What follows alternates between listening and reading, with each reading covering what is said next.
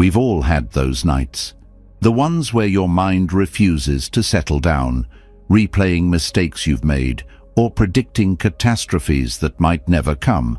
You lie there, staring at the ceiling, feeling like the weight of the world is pressing down on your chest. It's exhausting, isn't it? Living this way feels like running a race where the finish line keeps moving further away. Fear and anxiety have a way of sneaking into our lives, don't they? They show up in the smallest moments, when you hesitate to speak up in a meeting, when you worry about a loved one's safety, or when you overthink a decision for the 100th time. Then there are the bigger fears, losing what you have, not being enough, or simply the uncertainty of what tomorrow might bring. But here's the truth, you might not have heard enough. Fear doesn't define you. It's not who you are. It's just a visitor, and like all visitors, it can leave. There's a path to living with calm, clarity, and confidence, even when life feels uncertain. Let's step into a story, something we can all relate to. Meet Laura. She's an ordinary woman with a job she likes most days, friends she cares about, and dreams she's been too scared to chase. On the surface, Laura seems fine, even happy. She smiles at the barista on her morning coffee run, laughs at her co-workers' jokes, and posts pictures of sunsets on social media. But inside, she's carrying a storm. Laura's mornings start with a tight knot in her stomach. Before her feet even touch the floor, her mind begins its marathon. Did I say something wrong yesterday? Will I meet that deadline at work? What if my car breaks down? What if something happens to Mom? The questions swirl, each one louder than the last, until she's overwhelmed before the day even begins.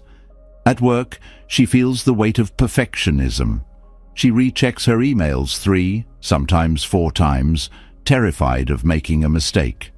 In meetings, she stays quiet, afraid her ideas aren't good enough. At home, she's constantly scrolling through news headlines, her chest tightening with every negative story. By the time Laura goes to bed, she's drained. But instead of rest, the cycle repeats. Her mind replays the day, focusing on every perceived failure and worrying about tomorrow. This wasn't always Laura's life. She remembers a time when she felt lighter, freer, but somewhere along the way, fear crept in, whispering that she wasn't safe, that she wasn't enough, that something terrible was just around the corner. And now, it feels like fear has taken over. One day, after another sleepless night, Laura reaches a breaking point. She feels trapped, stuck in a loop of worry and self-doubt. She knows she can't keep living this way, but she doesn't know how to stop. That's when she decides to seek help, starting with the wisdom of a friend who seems to always carry a sense of calm, no matter what's happening in their life. Over coffee, Laura pours her heart out to her friend, Sam. She tells him about the endless worry, the self-doubt, and the constant feeling of being on edge. Sam listens patiently, nodding but never interrupting. When she finally finishes, he leans forward with a knowing smile. "You know," Sam says gently, "fear isn't the enemy you think it is. It's just your mind trying to protect you, but sometimes the mind gets it wrong." Laura frowns. "What do you mean?" Sam explains that fear often stems from the stories we tell ourselves, stories about what might happen, what others think of us, or what we think we can't handle. The mind loves to spin these stories, he says, but they're just that, stories, not facts. He continues, sharing something he learned from Buddhist teachings. Fear isn't permanent, Laura. It feels like it is because we feed it, by avoiding what scares us, by overthinking, by clinging to the idea that everything must stay the same. But when we stop giving fear our energy, it starts to lose its grip. Laura listens, a spark of hope flickering in her chest. So, how do I stop feeding it?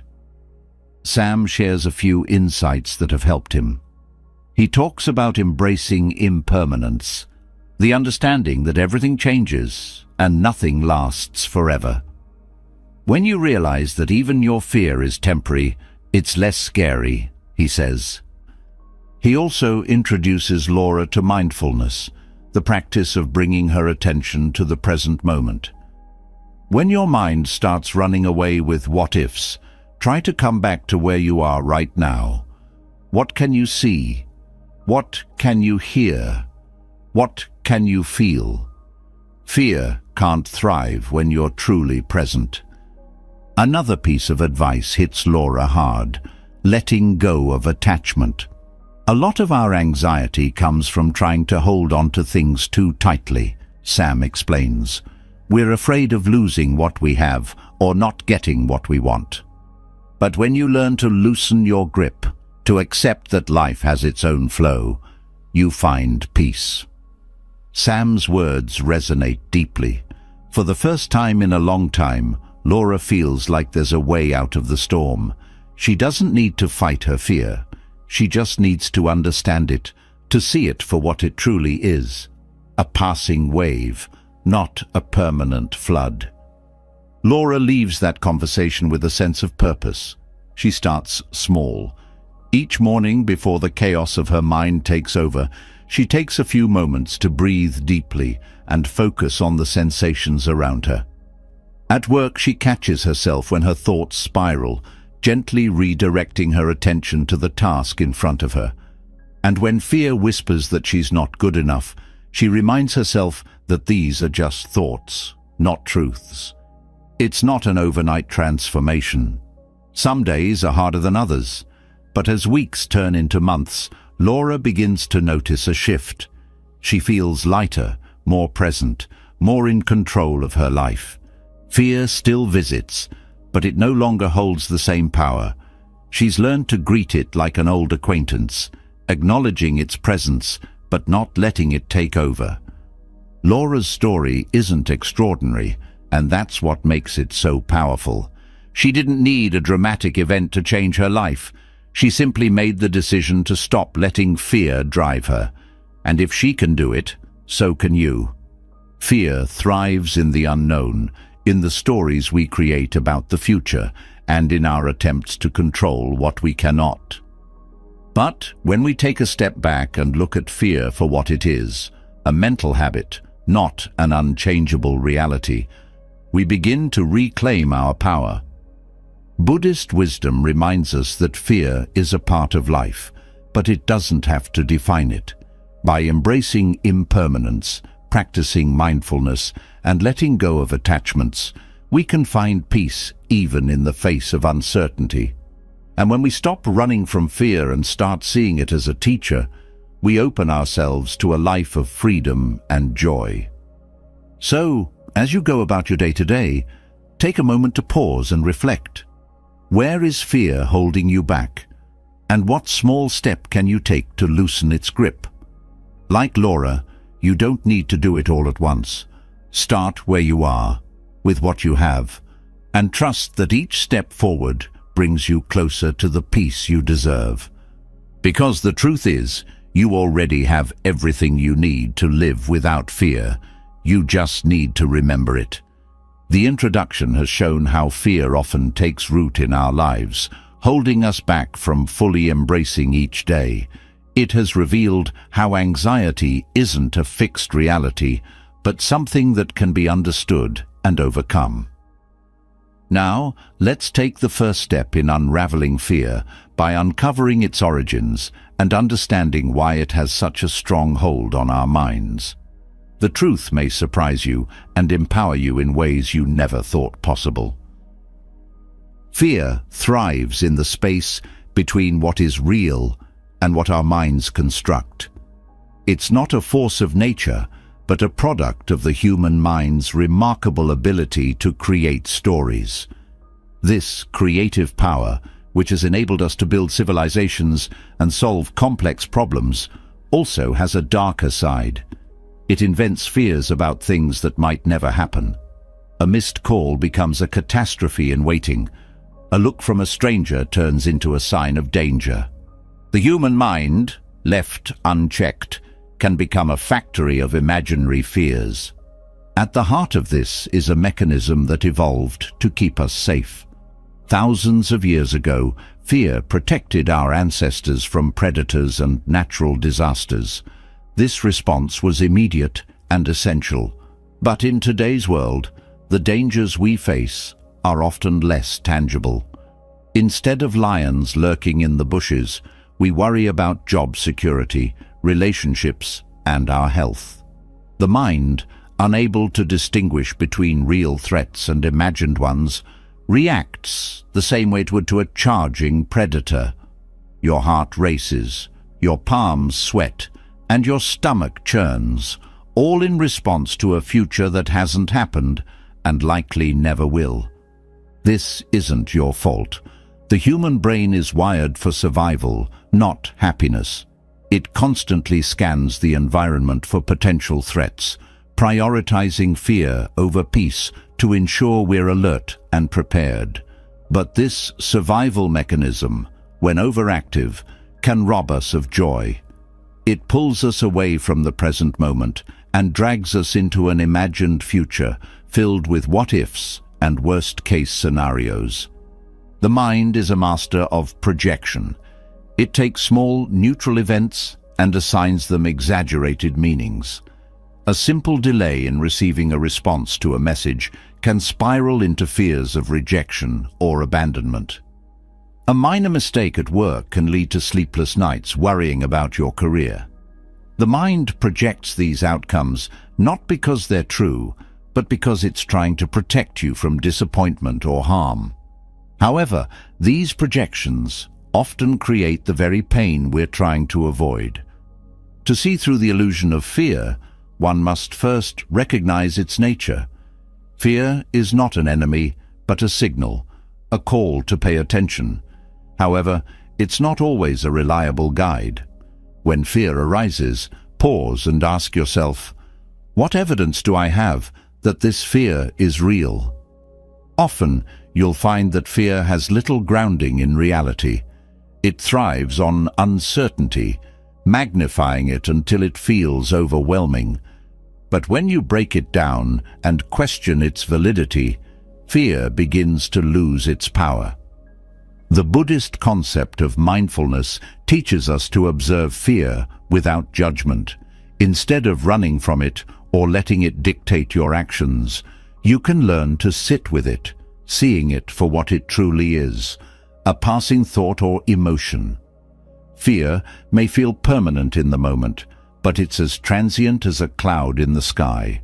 By observing it, you create distance, allowing yourself to respond thoughtfully rather than react impulsively. Consider this. How many of your past fears ever came true?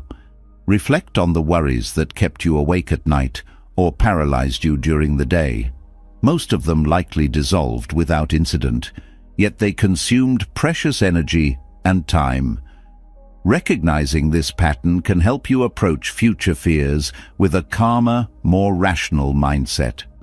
It's not about denying fear, but about understanding its limitations. Fear also feeds on avoidance. When you avoid situations that scare you, the mind learns that the fear is justified. This creates a cycle where the fear grows stronger, making the situation seem even more daunting. Facing your fears gently, with compassion, can break this cycle.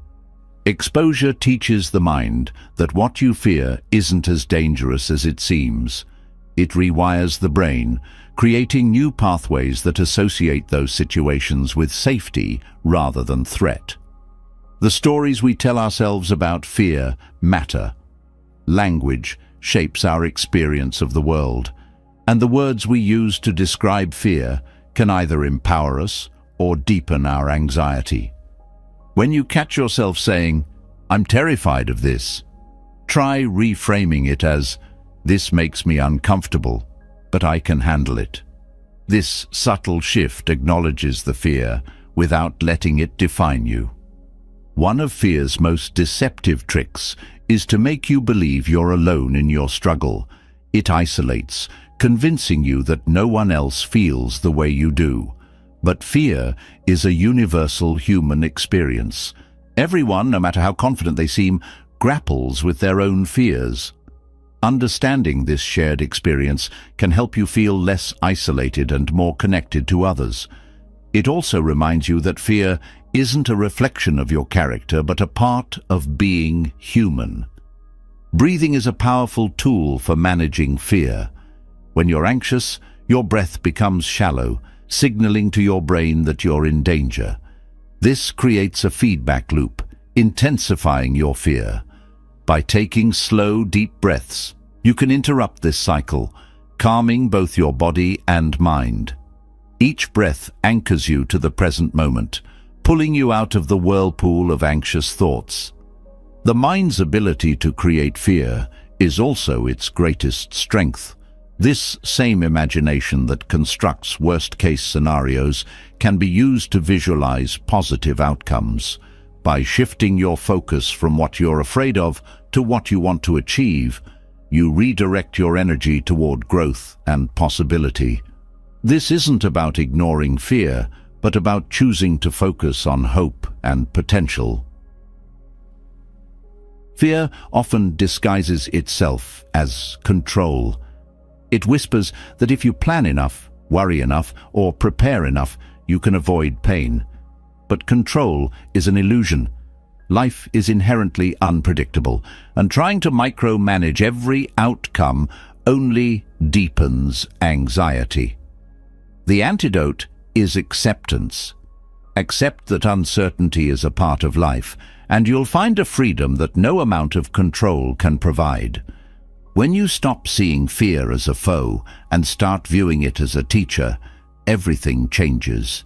Fear highlights what matters most to you: your dreams, your relationships, your sense of security. By listening to it without letting it take over, you can learn valuable lessons about yourself and what you value. This transforms fear from a source of suffering into a guide for growth. Fear also thrives on perfectionism. The belief that you must be flawless to be worthy creates a fertile ground for anxiety. But perfection is unattainable. Embrace your imperfections, and you'll find that fear has less to cling to. Mistakes aren't failures. They're opportunities to learn and grow. Compassion is a powerful antidote to fear. When you're kind to yourself in moments of anxiety, you create a safe space within. This self-compassion allows you to face fear without judgment, making it easier to move through it. Treat yourself as you would a friend who's feeling afraid, with patience, understanding, and support. By recognizing fear as a creation of the mind, you reclaim your power. You're no longer a passive victim, but an active participant in your experience. Fear may still arise, but it no longer controls you. Instead, it becomes a signal, a reminder to pause, breathe, and choose a different path. This understanding sets the stage for the next step in your journey, embracing impermanence. When you grasp the transient nature of all things, fear begins to loosen its grip even further. Life isn't something to be controlled or feared, but a flow to be experienced with curiosity and grace. Let's explore this deeper truth together. Fear loses much of its power when we recognize it as a creation of the mind, but there's another layer to understanding why it clings so tightly. At the root of many fears lies a simple, universal truth. We're afraid of losing what we value, of things changing in ways we can't control. Whether it's the fear of losing loved ones, opportunities, or even time itself, these anxieties often stem from an unwillingness to accept the impermanence of life. Let's now explore how embracing the transient nature of all things can free us from these fears and bring a profound sense of peace. Life is always in motion, shifting and evolving with every passing moment. Nothing stays the same, and that's both the beauty and the challenge of existence. The seasons change, relationships grow and transform, and even the cells in our body are constantly renewing. Yet, despite this obvious truth, we often cling to the idea of permanence. We try to hold on to moments, people, and circumstances as if they will last forever. This attachment creates tension because it resists the natural flow of life. Accepting impermanence doesn't mean you become detached or indifferent. It means understanding that everything is part of a larger cycle. When you hold on to something too tightly, you trap yourself in the fear of losing it. This clinging becomes a source of anxiety as your mind tries to fight against the inevitable changes of life. But when you learn to let go, not in the sense of abandoning what you care about, but in embracing the reality that it won't last forever, you find freedom. Consider how much energy is spent trying to control outcomes that are ultimately out of your hands. Whether it's trying to prevent a relationship from changing, holding on to material possessions, or fearing the passage of time, this resistance to impermanence only deepens your suffering. By acknowledging that all things are temporary, you release the need to control what cannot be controlled. This isn't giving up. It's letting go of unnecessary struggle. Embracing impermanence also allows you to appreciate life more deeply.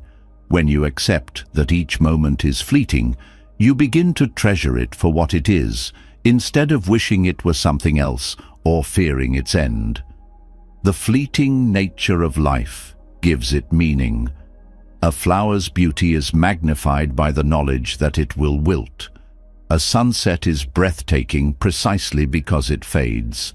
The same is true of our experiences. Knowing they won't last forever encourages us to fully engage with them while they're here. Attachment often stems from the illusion that something outside of us can provide lasting happiness. We cling to relationships, achievements, or possessions, hoping they'll bring us security and joy. But these external things are subject to change. A relationship may shift, achievements may fade, and possessions can be lost. True peace comes from realizing that happiness doesn't depend on holding on to these things, but on our ability to navigate life's changes with grace. One of the most profound lessons of impermanence is that it applies equally to pain and suffering. Just as joy is fleeting, so too are hardships. This understanding can be a source of immense comfort during difficult times. When faced with loss, disappointment, or fear, remember that these feelings are temporary. They may feel overwhelming in the moment, but they will pass. Recognizing this can help you endure challenges with greater resilience and hope.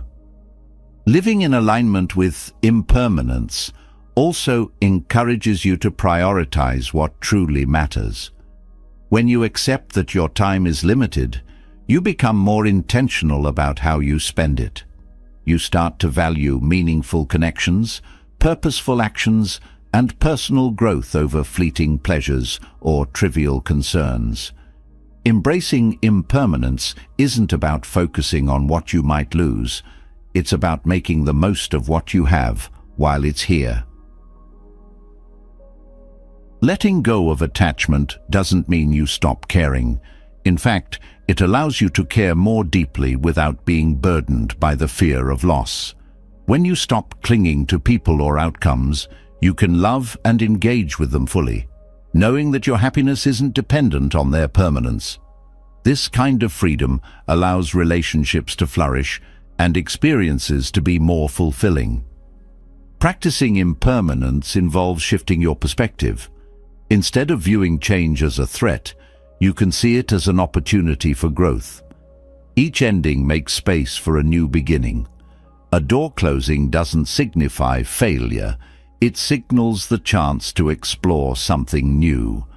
By embracing this mindset, you transform life's transitions from sources of fear into pathways to discovery. Mindfulness is a powerful tool for living with impermanence. By focusing on the present moment, you train yourself to engage with life as it is, rather than worrying about what it might become or mourning what it used to be. The present moment is all we truly have, and learning to be fully present helps you let go of the past and future, where fear and regret often reside. The concept of impermanence also teaches us humility. It reminds us that we're part of a larger cycle, connected to the world around us. Just as the waves in the ocean rise and fall, so do the events of our lives. This understanding can be liberating because it shifts the focus from individual struggles to a broader perspective. You realize that change isn't something happening to you, it's simply the nature of existence. Accepting impermanence doesn't mean you won't feel sadness or grief when things change. These emotions are natural and part of being human. However, by understanding that these feelings too are transient, you can face them without being consumed by them. Grief, when met with compassion and patience, becomes a process of healing rather than a source of prolonged suffering. Impermanence also teaches us gratitude. Knowing that nothing lasts forever encourages us to appreciate what we have while we have it. It turns ordinary moments into precious gifts. A conversation with a loved one, the warmth of the sun on your skin, or the taste of your favorite meal. All of these take on greater significance when you view them through the lens of impermanence. In a world that often values permanence and stability, embracing change might feel counterintuitive. But the reality is that impermanence is the only constant. By aligning yourself with this truth, you free yourself from the futile struggle to make life something it's not. You learn to flow with life's changes instead of resisting them, creating a sense of peace that no external circumstance can take away. When you accept impermanence, you also learn to forgive more easily. Holding on to anger or resentment keeps you trapped in the past, unable to move forward. But when you recognize that everything, including your pain, is temporary, it becomes easier to let go of grudges and find peace. Forgiveness doesn't mean forgetting, it means releasing the hold that the past has on you. Impermanence can also inspire courage. When you realize that failure and embarrassment are temporary, you're more willing to take risks and pursue your goals. Fear of change or rejection often holds people back. But when you understand that these feelings won't last forever, they lose their power to control you. This courage allows you to live more authentically and take actions that align with your values. Ultimately, embracing impermanence leads to a profound sense of freedom. It liberates you from the chains of attachment and the fear of change, allowing you to experience life with a sense of openness and curiosity. You begin to see life not as a series of losses, but as a continuous flow of opportunities and experiences. This understanding lays the foundation for letting go of attachments in a deeper, more transformative way. By fully embracing the transient nature of life, you prepare yourself to release the clinging that creates suffering and step into a space of lasting peace and contentment. Letting go of attachment and embracing impermanence shifts the way we approach life, granting us freedom from unnecessary struggles. Yet, as liberating as it is to accept change, the mind often drifts into the past or future, where fear and anxiety reside. To truly anchor ourselves in this newfound freedom, we need a tool that allows us to remain steady in the present moment. Mindfulness is that tool, a practice that transforms fleeting awareness into a shield against fear. Mindfulness is the art of paying attention to life as it unfolds, moment by moment.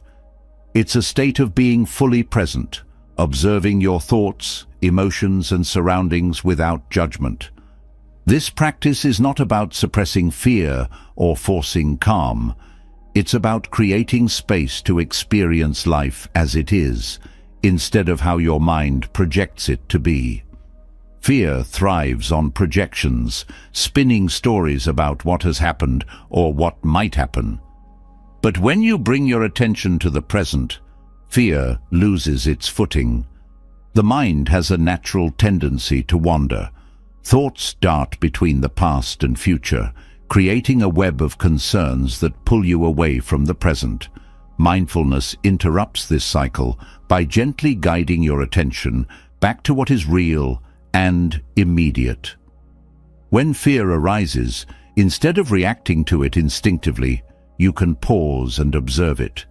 This pause creates a gap between the fear and your response, giving you the clarity to choose how to engage with it. Anxiety often feels overwhelming because it comes with physical sensations: tightness in the chest, shallow breathing, a racing heart.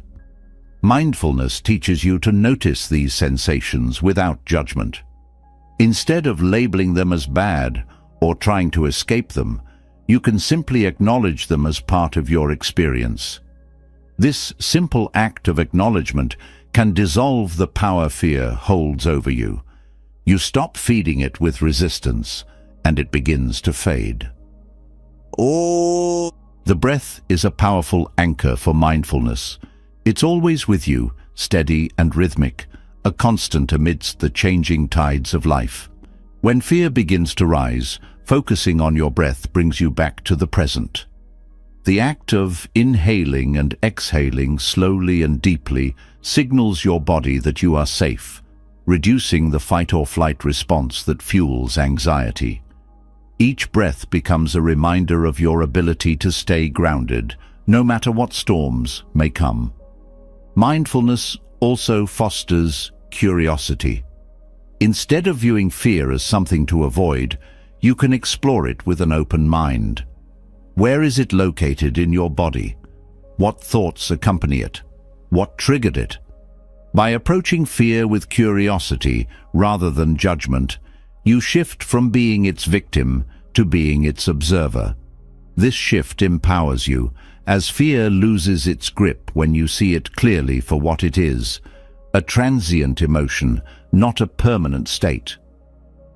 One of the most transformative aspects of mindfulness is the ability to break free from the cycle of overthinking. Fear often amplifies because the mind keeps replaying the same worries, trying to solve problems that don't yet exist. Mindfulness helps you notice when your thoughts are spiraling and gently brings your focus back to the present. Over time, this practice rewires the brain, reducing the tendency to ruminate and creating a calmer, more centered mindset. Mindfulness is also a practice of acceptance. It doesn't seek to eliminate fear, but to make room for it without being consumed by it. When you accept that fear is part of the human experience, you stop resisting it. This acceptance doesn't mean giving up. It means acknowledging what is, so you can respond with wisdom rather than panic. Fear becomes less threatening when you stop treating it as an enemy and start seeing it as a passing visitor. Being fully present also enhances your relationships. Fear often isolates, creating walls of self-protection. But when you practice mindfulness, you become more attuned to others. You listen more deeply, respond with greater empathy, and connect on a more authentic level. These connections remind you that you are not alone, which can be a powerful antidote to the loneliness fear often brings. Mindfulness teaches you to focus on what is within your control. Fear often arises from trying to manage the uncontrollable. other people's actions, future outcomes, or past mistakes. By grounding yourself in the present, you shift your energy to what you can influence, your own thoughts, actions, and attitudes. This shift is empowering because it brings your attention back to the here and now, where your true power lies. Another benefit of mindfulness is the cultivation of gratitude. When you are fully present, you notice the small joys that often go overlooked. A kind word, the warmth of the sun, the taste of your favorite meal. Gratitude shifts your focus from what you fear to what you appreciate, creating a sense of abundance that fear struggles to penetrate. This practice doesn't ignore life's challenges. It balances them with an awareness of its blessings. Mindfulness also helps you develop resilience. Life will always have its uncertainties and challenges, but when you face them with a mindful presence, they become less daunting. You learn to navigate difficulties with grace, understanding that they too will pass. This resilience doesn't come from avoiding fear, but from meeting it with a steady mind and an open heart. The practice of mindfulness is not confined to formal meditation. It can be woven into the fabric of your daily life. Whether you're washing dishes, walking to work, or having a conversation, you can bring your full attention to the task at hand. These small moments of mindfulness add up, creating a foundation of calm that carries you through the day. Over time, mindfulness becomes less of a practice and more of a way of being. Mindfulness also encourages self-compassion. When fear arises, it's easy to criticize yourself for feeling weak or overwhelmed.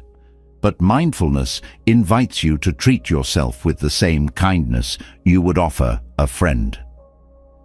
This self-compassion creates a safe inner space where you can explore your fears without judgment, making it easier to let them go. Through mindfulness, you also learn to see fear as a messenger. It often points to areas of growth, highlighting what matters most to you. Instead of running from fear, you can listen to it, understanding what it's trying to teach.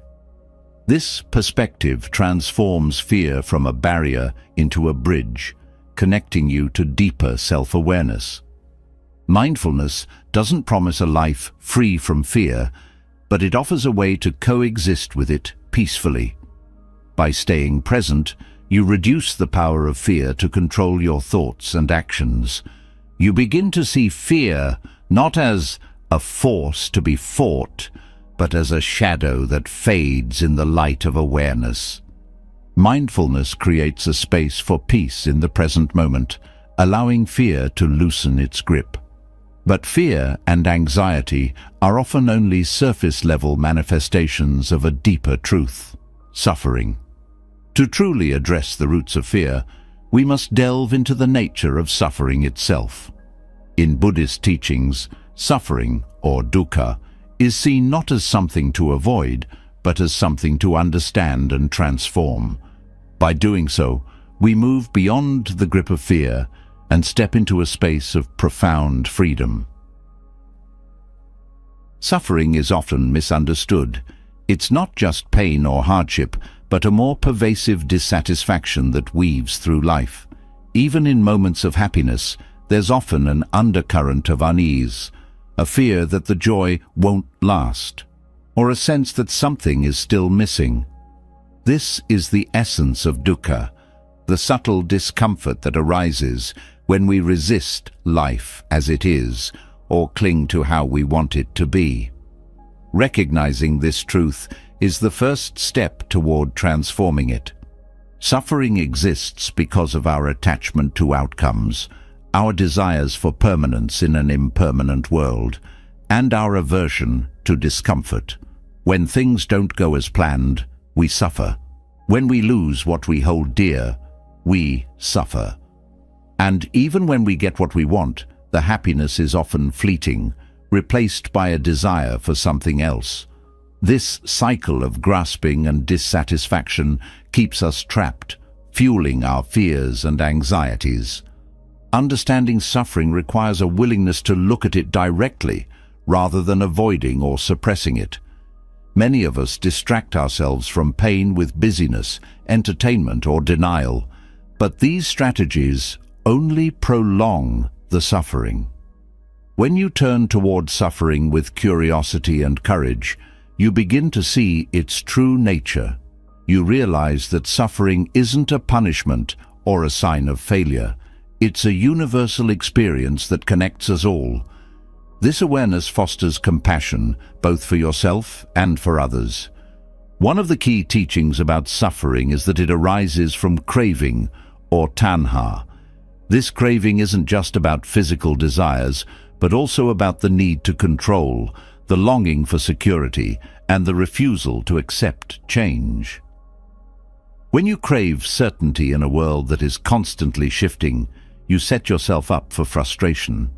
But when you recognize this craving for what it is, a reaction of the mind, not a fixed reality, you can begin to loosen its hold.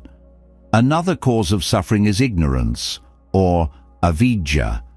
This isn't a lack of intelligence, but a misunderstanding of life's nature. We suffer because we see ourselves as separate from others, because we believe that happiness comes from external conditions, and because we don't fully grasp the impermanence of all things. This ignorance keeps us locked in patterns of fear and dissatisfaction. By cultivating awareness and wisdom, we can begin to see through these illusions.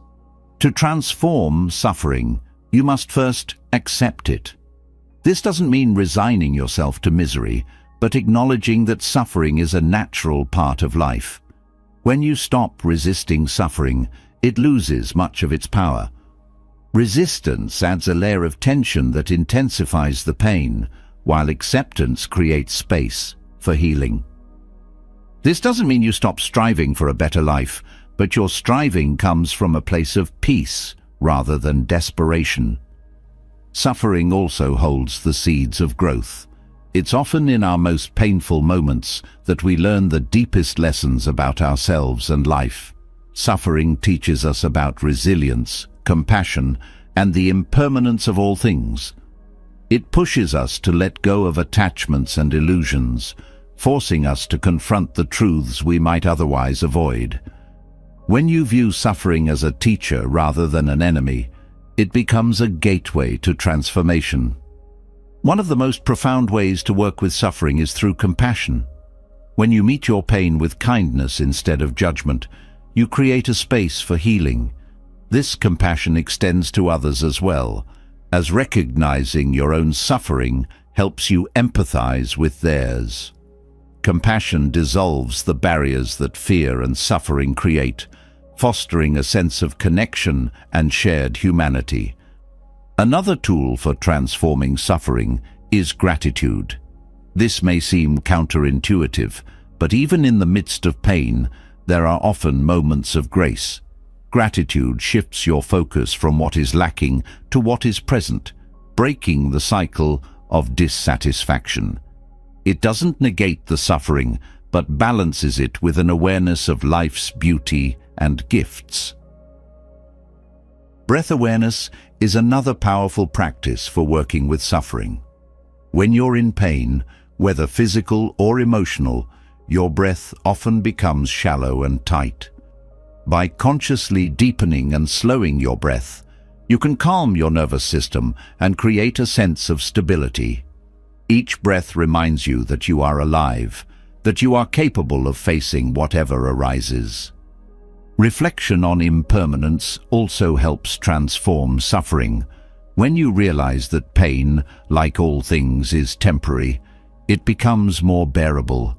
This perspective doesn't diminish the reality of suffering, but places it in a broader context. Just as joy comes and goes, so does pain. This understanding brings hope and resilience. Suffering also challenges you to examine your values and priorities. It often reveals what truly matters and what doesn't. When you face loss or hardship, the superficial concerns fade away, leaving only what is essential. This clarity can be a gift, helping you align your life with your deepest values. By understanding the nature of suffering, you also begin to see the interconnection of all things. Your suffering isn't isolated. It's part of the broader web of life. This awareness can be humbling and liberating, reminding you that you are never truly alone. Every being experiences dukkha, and in this shared experience lies a profound unity. Transforming suffering doesn't mean you'll never feel pain again. Life will always have its challenges, losses, and uncertainties. But by changing your relationship to suffering, you free yourself from much of the unnecessary fear and anxiety that accompanies it. You learn to meet life's difficulties with courage, grace, and wisdom. This journey of transformation lays the foundation for an even deeper practice, letting go of attachments. As we explore how releasing our grip on desires and clinging leads to lasting peace, we continue to uncover the profound freedom that lies at the heart of Buddhist teachings.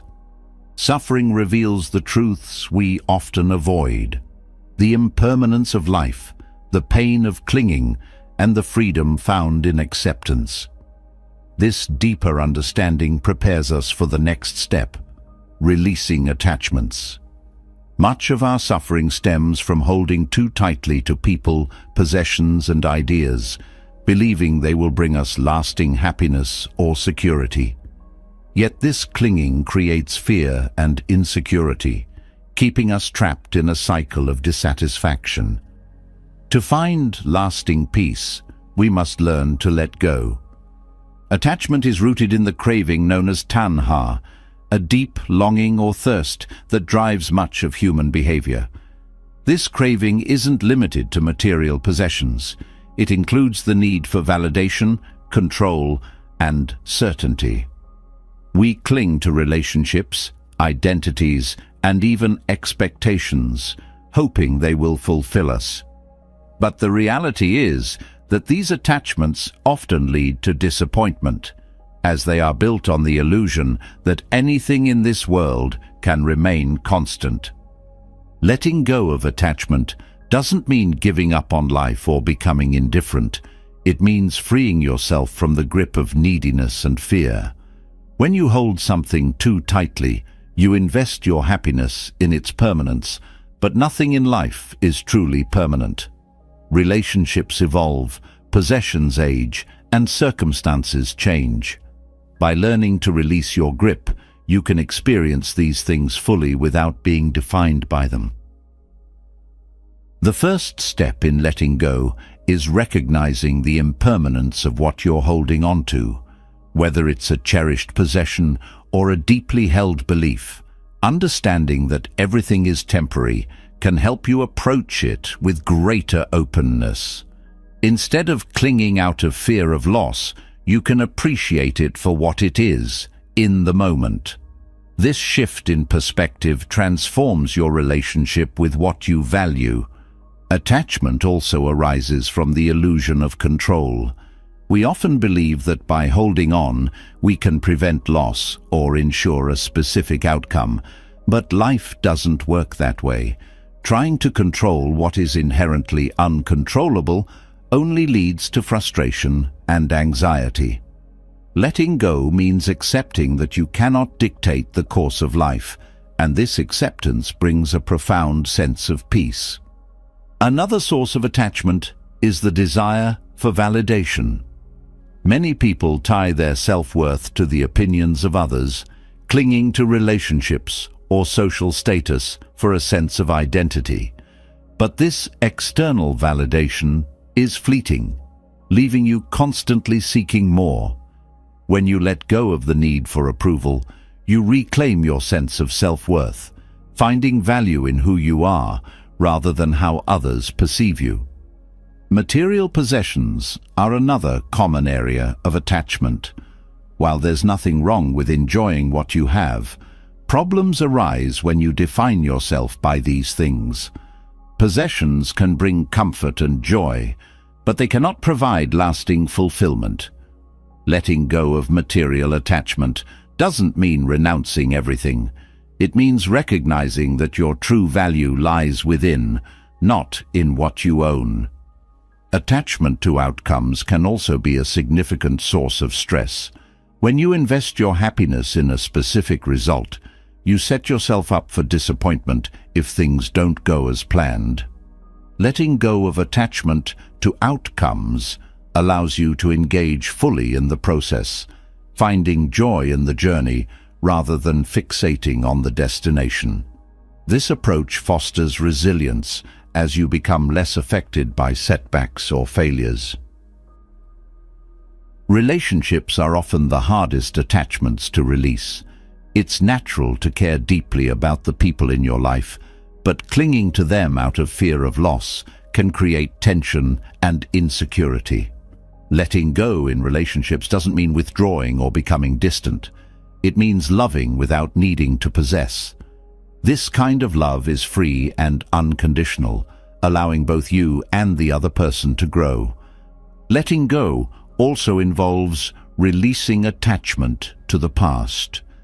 Many people carry regrets, grudges, or nostalgia that weigh them down. Holding on to these feelings keeps you trapped in a story that no longer serves you. By letting go of the past, you open yourself to the present, where real life unfolds. Similarly, attachment to the future can create anxiety. When you fixate on what might happen, you lose sight of what is happening now. Letting go of future-focused worries doesn't mean ignoring your goals or responsibilities. It means trusting that life will unfold as it should, even if it's not according to your plans. Fear often fuels attachment. We cling because we're afraid of losing something or someone important to us. But this fear only tightens the grip, creating a cycle of insecurity. Letting go involves facing this fear with courage and compassion, recognizing that loss is a natural part of life. When you stop resisting this truth, you find freedom. Letting go doesn't happen overnight. It's a gradual process that requires awareness and practice. Start small, with something that feels manageable, a habit, a possession, or a minor expectation. Notice how it feels to release your grip, and let that experience guide you toward greater freedom. Over time, this practice becomes more natural, extending to the deeper attachments in your life. Breathwork can be a powerful ally in letting go. When you focus on your breath, you connect with the present moment, where attachments lose their hold. Each exhale becomes a symbolic release, a letting go of what no longer serves you. This simple practice can help you stay grounded, even when faced with challenging emotions. Compassion is also essential in this process. Letting go can be difficult, especially when it involves deeply held beliefs or relationships. Treat yourself with kindness and patience as you navigate this journey. Acknowledge your efforts and celebrate the progress you make, no matter how small. Letting go doesn't mean losing everything. It means gaining clarity. When you release attachments, you create space for what truly matters: love, connection, and inner peace. You discover that life's richness lies not in holding on, but in being fully present, open, and free. This freedom is the foundation for lasting peace. It allows you to move through life with grace, unburdened by the weight of clinging. Letting go of attachments provides freedom and a deeper understanding of what truly matters, but the journey isn't always easy. The process of releasing old patterns, navigating change, and embracing uncertainty often brings discomfort. In these moments, patience, known in Buddhist teachings as khanti, becomes a vital tool. Patience isn't passive endurance. It's an active, intentional practice that helps you meet life's challenges with calmness and resilience. When fear arises, Patience allows you to pause, reflect, and respond with clarity instead of reacting impulsively. Fear thrives in urgency, demanding immediate answers or solutions. It pushes you to act quickly, often without thinking, to escape discomfort. Patience disrupts this cycle. When you cultivate patience, you give yourself permission to sit with uncertainty and allow it to unfold naturally. This pause not only reduces anxiety, but also creates space for wisdom to arise. You begin to see that not all fears require immediate resolution, and that some dissolve on their own when given time. In moments of fear, the mind often races ahead, projecting worst-case scenarios and amplifying distress. Patience brings you back to the present, reminding you that the future is not yet written. By staying grounded in the here and now, you break free from the mental loops that feed fear. Patience teaches you to trust the process, recognizing that life unfolds in its own time, regardless of your worries. Discomfort is a natural part of growth, but it's something many people avoid at all costs. This avoidance creates a fear of facing challenges, which in turn limits your ability to adapt and thrive. Patience helps you lean into discomfort rather than running from it. It allows you to see discomfort not as an enemy, but as a sign that you're moving beyond your comfort zone. With patience, discomfort becomes a teacher, showing you where growth is possible. Patience also helps you navigate relationships with greater ease. Fear often arises in interactions with others, fear of rejection, conflict, or misunderstanding. When you practice patience, you become less reactive and more compassionate. You learn to listen fully, give others the benefit of the doubt, and approach difficult conversations with a calm and open mind. This not only reduces fear, but also strengthens your connections with others. Another powerful aspect of patience is its ability to soften self-criticism. Fear often comes with a harsh inner dialogue, blaming yourself for mistakes or shortcomings. Patience reminds you that growth takes time and that you don't have to have everything figured out immediately. It allows you to treat yourself with kindness, recognizing that progress is a journey, not a race. Patience is also deeply connected to resilience. Life is unpredictable, and setbacks are inevitable. When you cultivate patience, you build the strength to weather these challenges without being overwhelmed. You learn to accept that some things take time to resolve, and that pushing for immediate results often creates more stress. Patience allows you to move through difficulties with a sense of calm and trust in your ability to persevere. Fear often arises when you feel out of control, but patience helps you reframe this experience. Instead of trying to force outcomes, patience teaches you to work with what is within your control while letting go of the rest. This balance reduces the pressure to fix everything at once, allowing you to focus on small, manageable steps. Over time, these steps lead to meaningful progress without the burden of overwhelm. The practice of patience also fosters gratitude.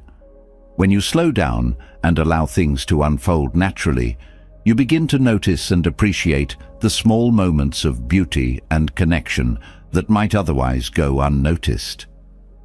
Gratitude shifts your focus from what's lacking or uncertain to what is present and good, creating a sense of peace that counteracts fear. Mindfulness and patience go hand in hand. Mindfulness brings your attention to the present moment, while patience helps you stay there even when it's uncomfortable. Together, they create a foundation of calm that supports you through life's uncertainties. Patience teaches you to trust that everything has its own rhythm and that rushing rarely leads to better outcomes. Patience is also a form of courage. It takes strength to sit with fear or discomfort without immediately trying to escape it. This courage grows with practice as you realize that you're capable of enduring more than you thought. Each time you face fear with patience, you build confidence in your ability to handle whatever comes your way. Breathwork can support the development of patience. When fear arises, your breath often becomes shallow and rapid, mirroring your inner turmoil. By consciously slowing your breath, you signal to your body that it's safe to relax. This simple act creates a sense of calm that makes it easier to stay patient, even in challenging situations. Patience also helps you let go of the need for perfection. Fear often stems from the belief that you must get everything right the first time, but patience reminds you that mistakes are part of the process and that growth comes from persistence, not perfection. This perspective allows you to take risks and try new things without being paralyzed by fear of failure. In the context of relationships, patience helps you navigate conflict and misunderstanding with greater empathy. Fear often makes you defensive, but patience encourages you to listen, reflect, and respond thoughtfully. This creates an environment where trust and understanding can grow, reducing the fear that often accompanies vulnerability. Patience also has a spiritual dimension. It invites you to surrender to the flow of life, trusting that things will unfold as they are meant to. This surrender is not about giving up. It's about releasing the need to control everything and finding peace in the present. When you embrace this perspective, fear loses its power to dominate your thoughts and actions. One of the most profound lessons of patience is that it transforms waiting into a form of mindfulness. Instead of viewing delays or uncertainties as obstacles, you can see them as opportunities to practice presence and acceptance. This shift not only reduces stress, but also helps you find meaning and joy in the in-between moments of life. Patience also teaches you to value progress over perfection. Fear often arises when you focus too much on the end goal, worrying about whether you'll ever get there. Patience shifts your attention to the small steps you're taking, reminding you that each one is a victory in itself. This approach builds momentum and confidence, making it easier to keep moving forward. Through patience, you develop a deeper connection with yourself. You learn to trust your own resilience and ability to navigate life's challenges. This self-trust reduces fear because you no longer doubt your capacity to handle whatever comes your way. Patience becomes a source of inner strength, grounding you even in the face of uncertainty. Patience teaches us to meet discomfort and uncertainty with grace. But what happens when the discomfort comes from life itself, moving in directions we didn't anticipate? Change is inevitable, yet it often sparks fear and resistance.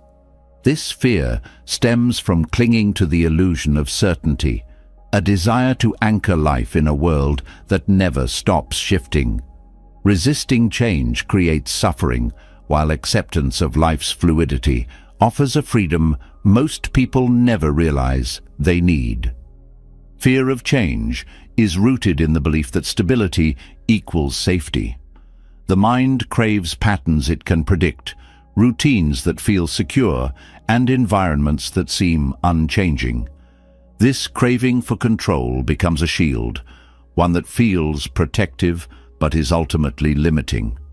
When life shifts, as it always does, this shield of stability begins to crack, and anxiety rushes in to fill the gaps. The mind scrambles to hold on to what it knows, even if what it knows is no longer working. This creates tension, frustration, and a fear that colors every aspect of life. Clinging to certainty traps you in cycles of anxiety because it forces you to resist the natural flow of life, Life is not a static state. It is a constant series of transitions. Relationships evolve, careers take unexpected turns, seasons change, and even your own thoughts and desires shift with time. Resistance to these changes is like trying to stop the tide from coming in. It's exhausting, futile, and ultimately harmful. Instead of creating security, resistance breeds a sense of perpetual unease as you brace against the inevitable. At its core, the fear of change often stems from a misunderstanding of control. Many people believe that if they just try hard enough, they can control outcomes, hold on to the familiar, and avoid uncertainty. This illusion of control provides temporary comfort, but also intensifies anxiety when life proves otherwise. True peace comes not from controlling life, but from accepting its unpredictable nature. This acceptance is not passive. It's an active choice to trust in your ability to navigate whatever comes, rather than clinging to what you know. Fear of change also thrives on worst-case scenarios. The mind projects fears into the unknown, filling the void with imagined dangers and failures. These projections rarely reflect reality, yet they hold immense power because the mind treats them as truths. This leads to hesitation, self-doubt, and a reluctance to embrace opportunities. Breaking free from this cycle begins with recognizing that these projections are just thoughts, not guarantees of what will happen. When you challenge these fears with curiosity and courage, their grip weakens, and you create space for new possibilities. One of the most insidious effects of resisting change is stagnation. When you fear change, you often avoid risks, cling to outdated habits, and stay within the confines of your comfort zone. While this may feel safe, it limits your growth and prevents you from exploring the full richness of life. Change, while uncomfortable, is also the catalyst for transformation. Each shift brings the opportunity to learn, adapt, and discover new aspects of yourself. By resisting change, you deny yourself these experiences and remain stuck in cycles of sameness. Accepting change doesn't mean you have to love every transition. It means recognizing that change is a natural part of life and learning to work with it rather than against it.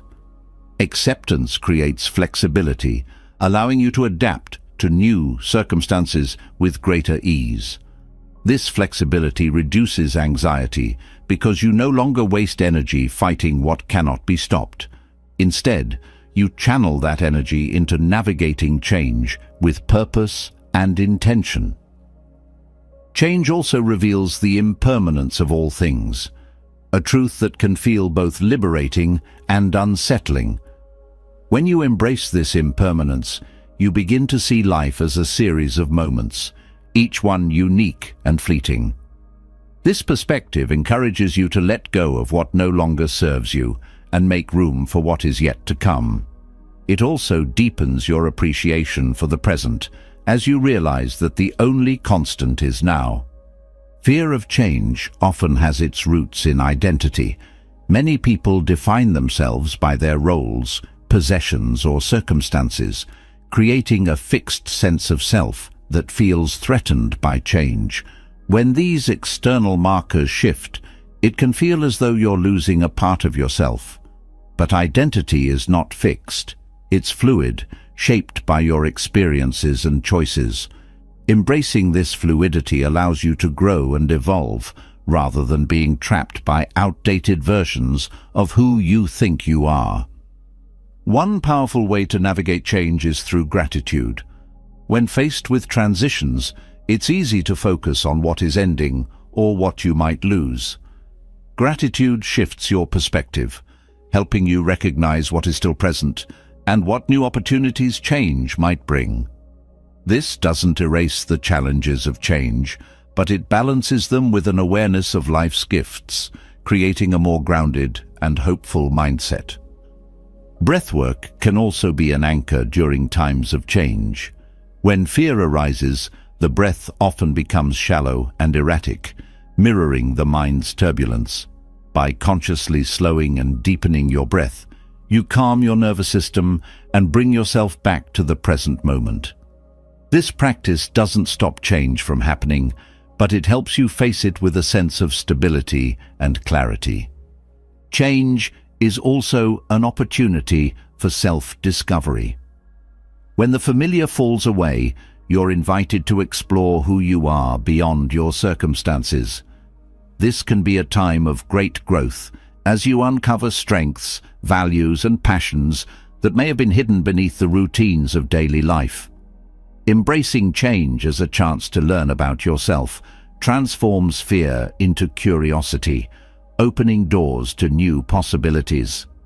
Letting go of the need for certainty also fosters resilience. When you accept that change is inevitable, you build confidence in your ability to adapt and thrive. This resilience becomes a source of inner strength, reducing the fear of future uncertainties. You begin to trust yourself, knowing that you can navigate whatever life brings. Relationships often provide a lens through which the fear of change becomes visible. Whether it's the evolution of a partnership, the ending of a friendship, or the dynamics within a family, changes in relationships can be particularly challenging. Accepting that people grow and change just as you do allows you to approach these shifts with greater compassion and understanding. This acceptance deepens your connections and reduces the anxiety that comes from trying to hold on to relationships exactly as they are. Change also challenges you to confront your attachments. When you resist change, it's often because you're clinging to something, an idea, a person, or a situation that you believe you can't live without. By exploring these attachments and questioning their hold on you, you begin to release the fear of losing them. This release creates space for freedom and growth, as you realize that your well-being is not dependent on any one thing. Accepting change doesn't mean ignoring the difficulties it brings. Some changes are painful, involving loss, uncertainty, or major adjustments. But even in these moments, acceptance offers a path forward. It allows you to grieve what is lost while remaining open to what is emerging. This balance between honoring the past and embracing the future is at the heart of navigating change with grace. Change also reminds us of our interconnectedness. Your actions, decisions, and experiences are part of a larger web of relationships and events. Recognizing this interconnectedness can be both humbling and empowering, as it shifts your perspective from individual fears to a broader understanding of your place in the world. This shift reduces anxiety by reminding you that you are not alone in facing life's uncertainties. The fear of change can be transformed through practice and intention. It begins with small steps, acknowledging your resistance, exploring its roots, and taking mindful actions toward acceptance. Each time you face change with courage and openness, you strengthen your ability to navigate life's transitions. Over time, this practice becomes a natural part of your approach to life, reducing fear and increasing your capacity for freedom and joy. Embracing change teaches us to let go of resistance and step into life's natural flow. But there's a deeper truth that must be confronted: fear itself. Fear thrives in the shadows, growing stronger when left unexamined. Its power lies not in its reality, but in the way it lurks unchallenged in the background of our minds. To overcome fear, you must bring it into the light, see it clearly, and understand its transient nature. Only then can you begin to loosen its grip and reclaim your sense of peace. Fear often feels larger than life because it operates in the background, unspoken and unquestioned.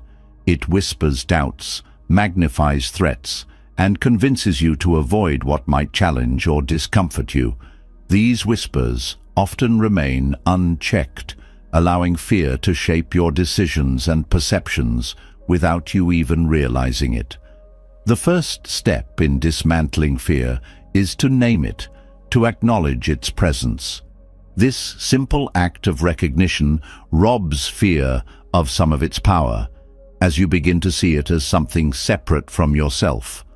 When you confront fear, it often reveals itself as a series of thoughts and physical sensations rather than a tangible threat. The mind creates stories about what could go wrong, spinning worst-case scenarios that rarely materialize. The body responds to these thoughts with tension, rapid breathing, or a racing heart, amplifying the sense of danger. By observing these reactions with awareness, you can begin to separate the sensation of fear from its content, realizing that fear is not a reflection of reality, but a habitual response to uncertainty. Awareness is the key to seeing fear for what it truly is. Instead of avoiding fear or trying to suppress it, meet it with curiosity. Ask yourself, what am I afraid of? What is the worst that could happen? What evidence do I have that this fear is valid? Often you'll find that fear is built on assumptions rather than facts. By questioning these assumptions, you can begin to unravel the stories that fear has woven around you. Fear also feeds on avoidance. When you avoid what you fear, you reinforce the belief that the fear is justified. This creates a cycle where avoidance strengthens fear, making it harder to confront in the future. Breaking this cycle involves facing fear directly, one small step at a time. Each time you do, you teach your mind and body that the feared situation is not as dangerous as it seems. Over time, this builds confidence and reduces the hold fear has over you. The transient nature of fear becomes clear when you observe it without judgment. Fear, like all emotions, is impermanent. It rises, peaks, and eventually subsides. This cycle is often shorter than it feels in the moment, but it's only visible when you allow yourself to sit with fear rather than fleeing from it. Recognizing fear's impermanence helps you endure its presence without feeling overwhelmed, knowing it will pass just as waves recede after crashing onto the shore. Fear often disguises itself as protection, convincing you that avoiding risk will keep you safe. While this may work in the short term, it limits your growth and prevents you from experiencing life fully. Facing fear requires courage, but this courage doesn't mean the absence of fear. It means moving forward despite it. Each act of courage reinforces your ability to face challenges, creating a positive cycle of growth and resilience. One of the most effective ways to confront fear is through mindfulness. By bringing your attention to the present moment, you disrupt fear's tendency to pull you into the future or past. Mindfulness allows you to observe fear without being consumed by it, creating a sense of distance that helps you see it more clearly. You realize that fear is not an enemy, but a reaction, a signal that something matters to you. Breathwork is another powerful tool for confronting fear. When fear arises, your breath often becomes shallow and erratic, reinforcing the body's fight-or-flight response. By consciously deepening and slowing your breath, you signal to your nervous system that you are safe.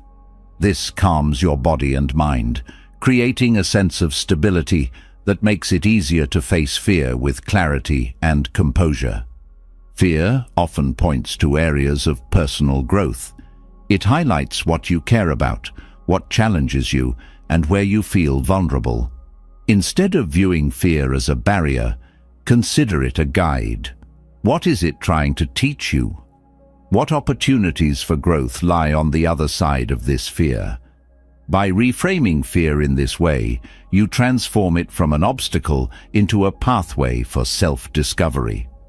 Self-compassion plays a vital role in confronting fear. Fear often comes with self-judgment, as you may criticize yourself for feeling afraid or for struggling to move past it. Self-compassion allows you to meet fear with kindness rather than criticism. It reminds you that fear is a universal human experience, not a personal failing. This kindness creates a safe space within yourself to explore fear without shame or guilt. Fear also thrives in isolation, convincing you that you're the only one who feels this way. Sharing your fears with others can be a powerful act of connection and healing. When you speak openly about your fears, you often discover that others share similar experiences, reducing the sense of isolation and normalizing the feeling of fear.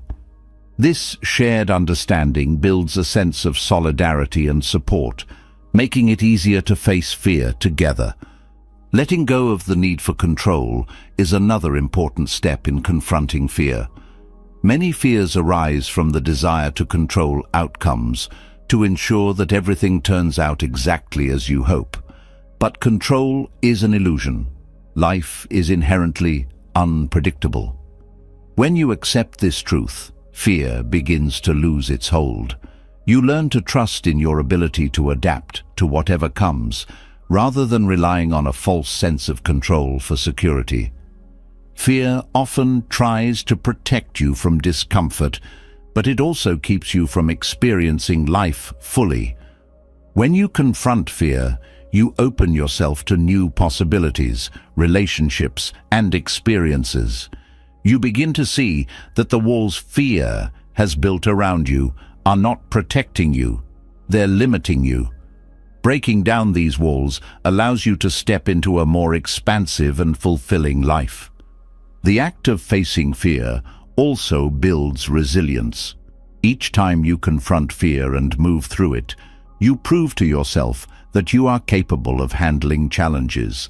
This confidence grows with each experience, creating a foundation of strength that supports you in future moments of uncertainty. Resilience doesn't mean you'll never feel fear again.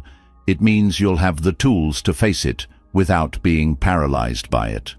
Through awareness, curiosity, and courage, fear reveals itself for what it truly is: a passing wave, not an insurmountable force. By confronting fear directly, you reclaim your power and begin to live with greater freedom and authenticity. Fear begins to dissolve when you confront it directly, recognizing its impermanent and illusory nature. But there's another layer of fear that subtly infiltrates the mind, the endless stream of what-ifs that fuels overthinking. These thoughts often masquerade as preparation or caution, but instead pull you into an endless loop of worry, keeping you trapped in the future at the expense of the present. Breaking free from this cycle isn't about silencing the mind completely. It's about learning to redirect its energy and focus. Overthinking often starts with a simple question: what if this happens? Which spirals into increasingly unlikely scenarios. The mind magnifies potential problems, weaving a web of possibilities that rarely align with reality. This mental chatter isn't harmless. It drains your energy, amplifies anxiety, and prevents you from fully engaging with the here and now. The more you entertain these thoughts, the stronger they grow, turning your mind into a storm of uncertainty and fear. Breaking free from overthinking begins with awareness. Many people don't even realize they're caught in a cycle of what-ifs until they feel overwhelmed. Start by noticing when your mind begins to wander into the future. Pay attention to the tone of your thoughts. Are they constructive, or are they focused on catastrophes? By recognizing this pattern, you create a moment of choice, a chance to interrupt the cycle before it takes hold. One powerful strategy is to challenge the validity of your thoughts. When a what-if arises, ask yourself whether there's any real evidence to support it. Most anxious thoughts are based on assumptions rather than facts. By questioning these assumptions, you weaken their grip on your mind. Often, you'll find that the scenarios you're worried about are not only unlikely, but also out of your control. Grounding techniques can help bring your focus back to the present. Overthinking pulls you into an imagined future, but grounding anchors you in what's real. Simple actions like noticing the sensation of your feet on the ground, taking deep breaths, or observing your surroundings can disrupt the cycle of worry. These practices remind you that while your thoughts may be racing, the present moment remains stable and accessible. Another way to break free from overthinking is to limit the time you spend entertaining hypothetical scenarios. Set a timer and give yourself permission to think about a problem for a set amount of time, perhaps 5 or 10 minutes. Once the timer goes off, redirect your focus to something else. This creates a boundary for your thoughts, preventing them from consuming your entire day. Overthinking often stems from a desire for control. The mind believes that by anticipating every possible outcome, it can avoid mistakes or discomfort. But this need for control is an illusion. Life is inherently unpredictable, and no amount of planning can account for every variable. Accepting this truth can be liberating. Instead of trying to control the future, focus on what you can do in the present to prepare without fixating on every possible outcome. Practicing gratitude is another effective way to counteract overthinking. When your mind is preoccupied with what-ifs, it's easy to lose sight of what's good and stable in your life.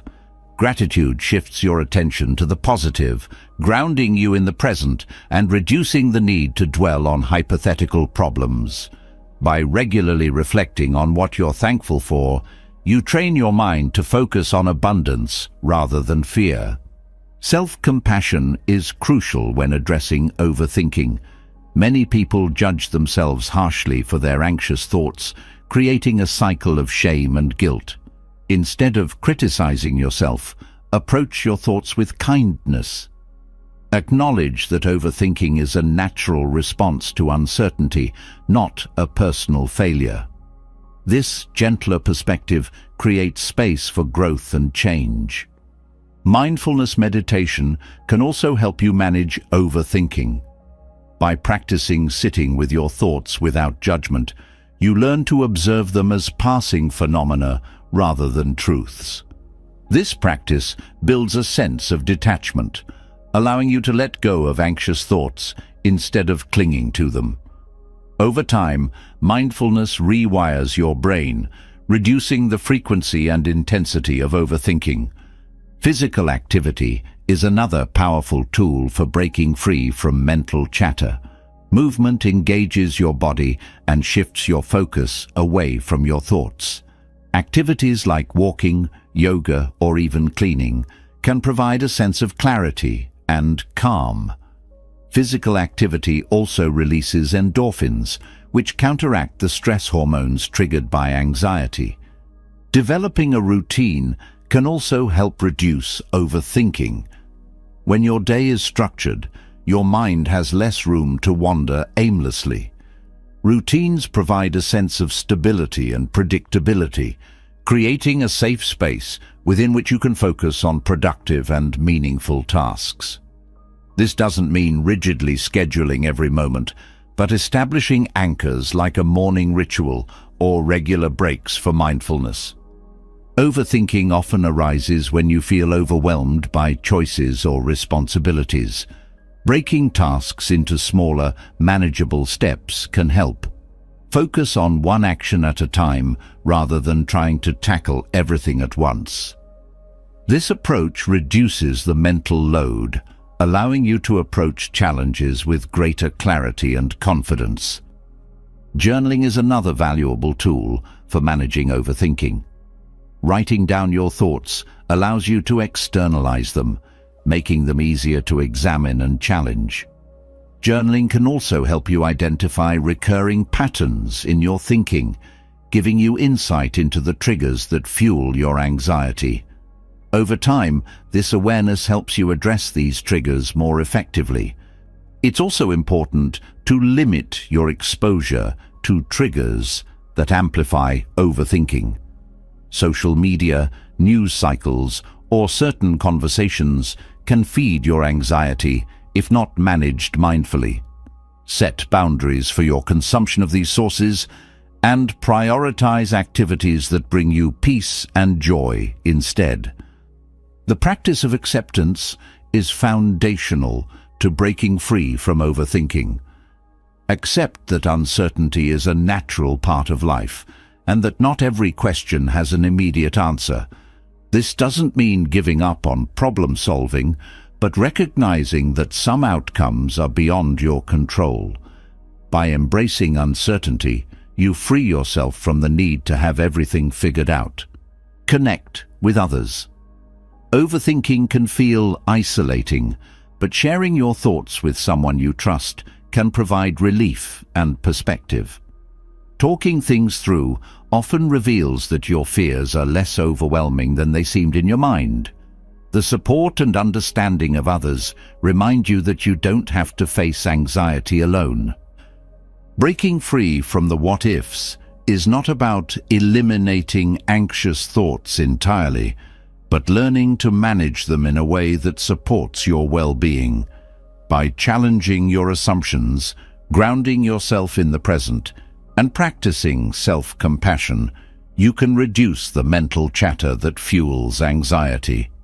This process creates space for peace and clarity, allowing you to move forward with confidence. Breaking free from the endless cycle of what-ifs allows you to reclaim the present, yet there's a deeper layer that feeds the anxiety of overthinking: our relationship with control. The paradox of control lies in the fact that the more you try to dictate life's outcomes, the more fear and frustration grow. Life's inherent unpredictability clashes with the mind's need for stability, creating a tension that fuels worry and resistance. Letting go of this need for control is not about surrendering to chaos. It's about finding peace in uncertainty and trusting your ability to navigate the unknown. Control often feels like a safety net. You plan meticulously, set rules, and try to predict outcomes, believing these efforts will shield you from harm or disappointment. But life doesn't always follow your script. When plans fail or circumstances shift unexpectedly, the illusion of control shatters, leaving you vulnerable to fear and doubt. This cycle repeats as you double down on efforts to regain control, trapping yourself in a loop of anxiety. The desire for control stems from the mind's attempt to avoid discomfort. It seeks guarantees in an uncertain world, clinging to routines, relationships, and goals as anchors of stability. Yet this very clinging intensifies fear because it sets up unrealistic expectations. When life inevitably deviates from your plans, the resulting disappointment and uncertainty can feel overwhelming. The truth is, control is a limited tool in a limitless world. Letting go of control begins with accepting that uncertainty is a natural part of life. No matter how carefully you plan, unforeseen events will occur and outcomes will vary. This acceptance doesn't mean giving up. It means shifting your focus from controlling the uncontrollable to managing your response. Instead of bracing against uncertainty, you learn to flow with it, adapting to changes with resilience and creativity. Trust plays a crucial role in this process. Fear often arises from a lack of trust in yourself, in others, or in the unfolding of life. By cultivating trust, you create a foundation of inner stability that allows you to face uncertainty with confidence. Trust doesn't eliminate challenges, but it gives you the strength to move through them without being paralyzed by fear. Control is often rooted in fear of failure. You may believe that if you can control every detail, you can avoid mistakes or ensure success. But failure is not the enemy. It's a natural part of growth. When you shift your perspective, seeing failure as a teacher rather than a threat, the need for control begins to fade. You realize that growth comes not from avoiding mistakes, but from learning through experience. One way to ease the grip of control is to focus on what is within your influence. While you cannot dictate outcomes, you can choose your actions, attitudes, and intentions. By directing your energy toward these elements, you regain a sense of agency without the stress of trying to micromanage life. This focus on personal responsibility fosters empowerment rather than anxiety. Control also manifests in relationships, where the desire to influence others' thoughts, feelings, or behaviors often leads to tension. Letting go of this need for control allows you to approach relationships with greater respect and compassion. You stop trying to fix or change others and instead focus on fostering authentic connections. This shift reduces conflict and deepens trust, creating healthier dynamics. Another area where control plays a significant role is in decision-making. Fear of making the wrong choice can lead to overthinking and indecision as you try to predict every possible outcome.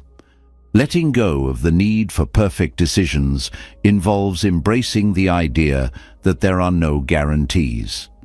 Every choice carries risks, but it also carries opportunities for growth and learning.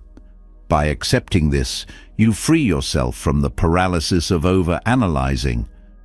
Breathwork can serve as an anchor when the urge to control becomes overwhelming. The breath is a reminder of the present moment, a steady rhythm that grounds you when life feels uncertain. By focusing on your breath, you calm the nervous system and create a sense of inner peace. This practice helps you approach uncertainty with a clearer mind and an open heart. Gratitude is another powerful tool for finding peace in uncertainty. When you focus on what you already have, you shift your attention away from what you can't control. Gratitude fosters a sense of abundance, reminding you that even in the midst of unpredictability, there is much to appreciate. This perspective reduces the need to cling to outcomes, allowing you to approach life with greater ease. Mindfulness is essential in navigating the paradox of control. By staying present, you interrupt the mind's habit of projecting fears into the future.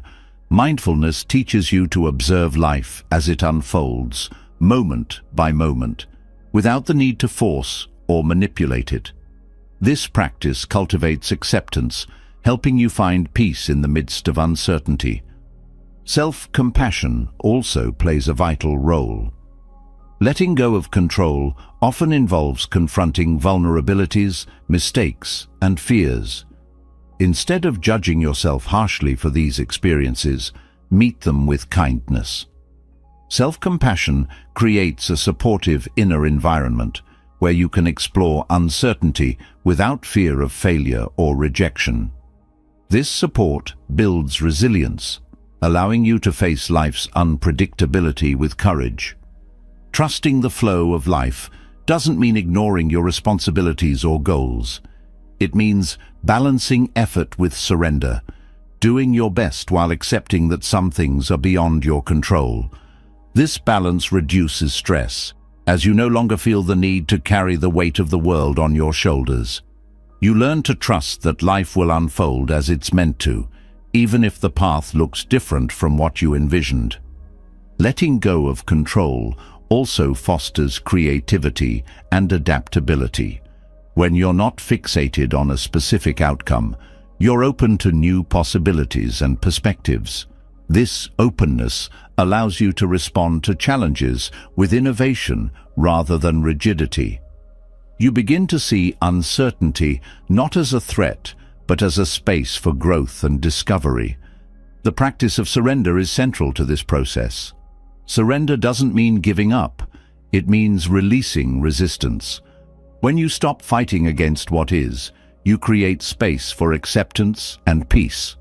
Surrender allows you to flow with life's changes rather than being dragged by them, reducing fear and increasing your sense of freedom. Recognizing the interconnectedness of life can also help ease the need for control. You are part of a larger web of relationships, events, and forces that influence each other in ways you cannot always see. This awareness humbles the ego, reminding you that while your actions matter, you are not solely responsible for the course of life. This understanding brings a sense of relief and perspective, reducing the pressure to control every detail.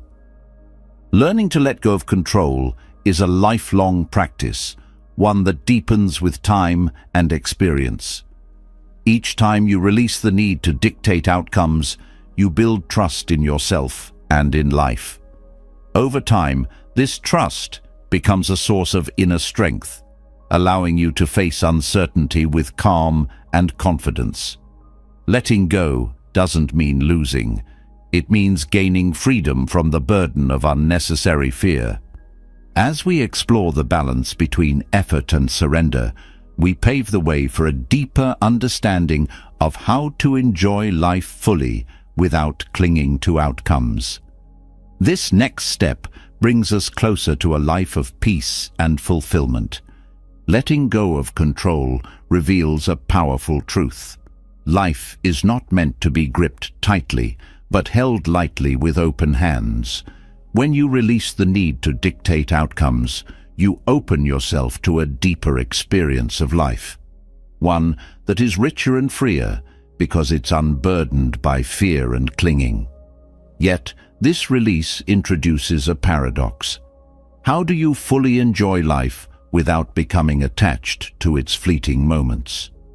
The answer lies in practicing non-attachment, a skill that allows you to embrace life's joys while remaining free from the pain of holding on too tightly. Non-attachment is not about detachment or indifference. It doesn't mean withdrawing from life or avoiding emotions. Instead, it's a way of engaging deeply with the present while understanding that everything is impermanent.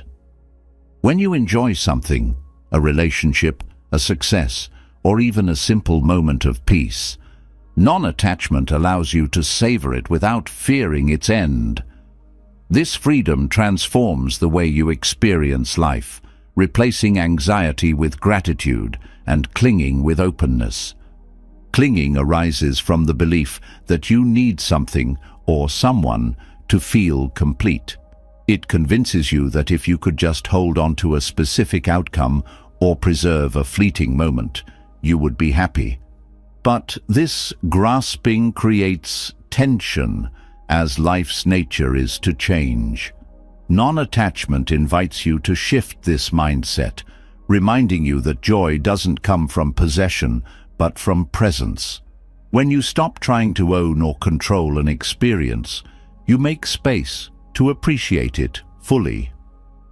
One of the keys to practicing non-attachment is understanding impermanence.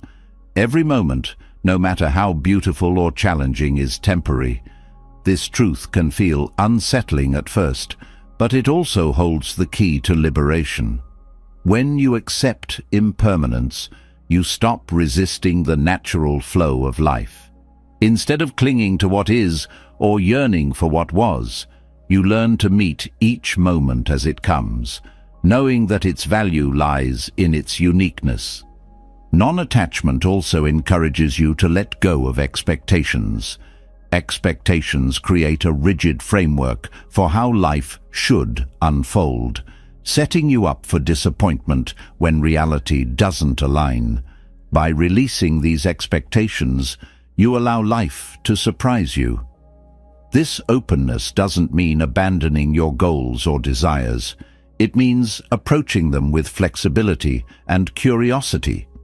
When you pursue your dreams without attachment, you free yourself from the fear of failure and the pressure of perfection.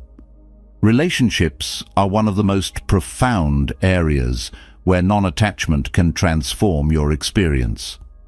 Love and connection are often mistaken for possession, leading to jealousy, fear, and dependence. Non-attachment doesn't mean loving less, it means loving more freely. When you let go of the need to control or cling to another person, you create space for authenticity and mutual growth. This kind of love is not diminished by change or separation, because it is rooted in respect and presence, not ownership. Non-attachment also applies to your relationship with yourself.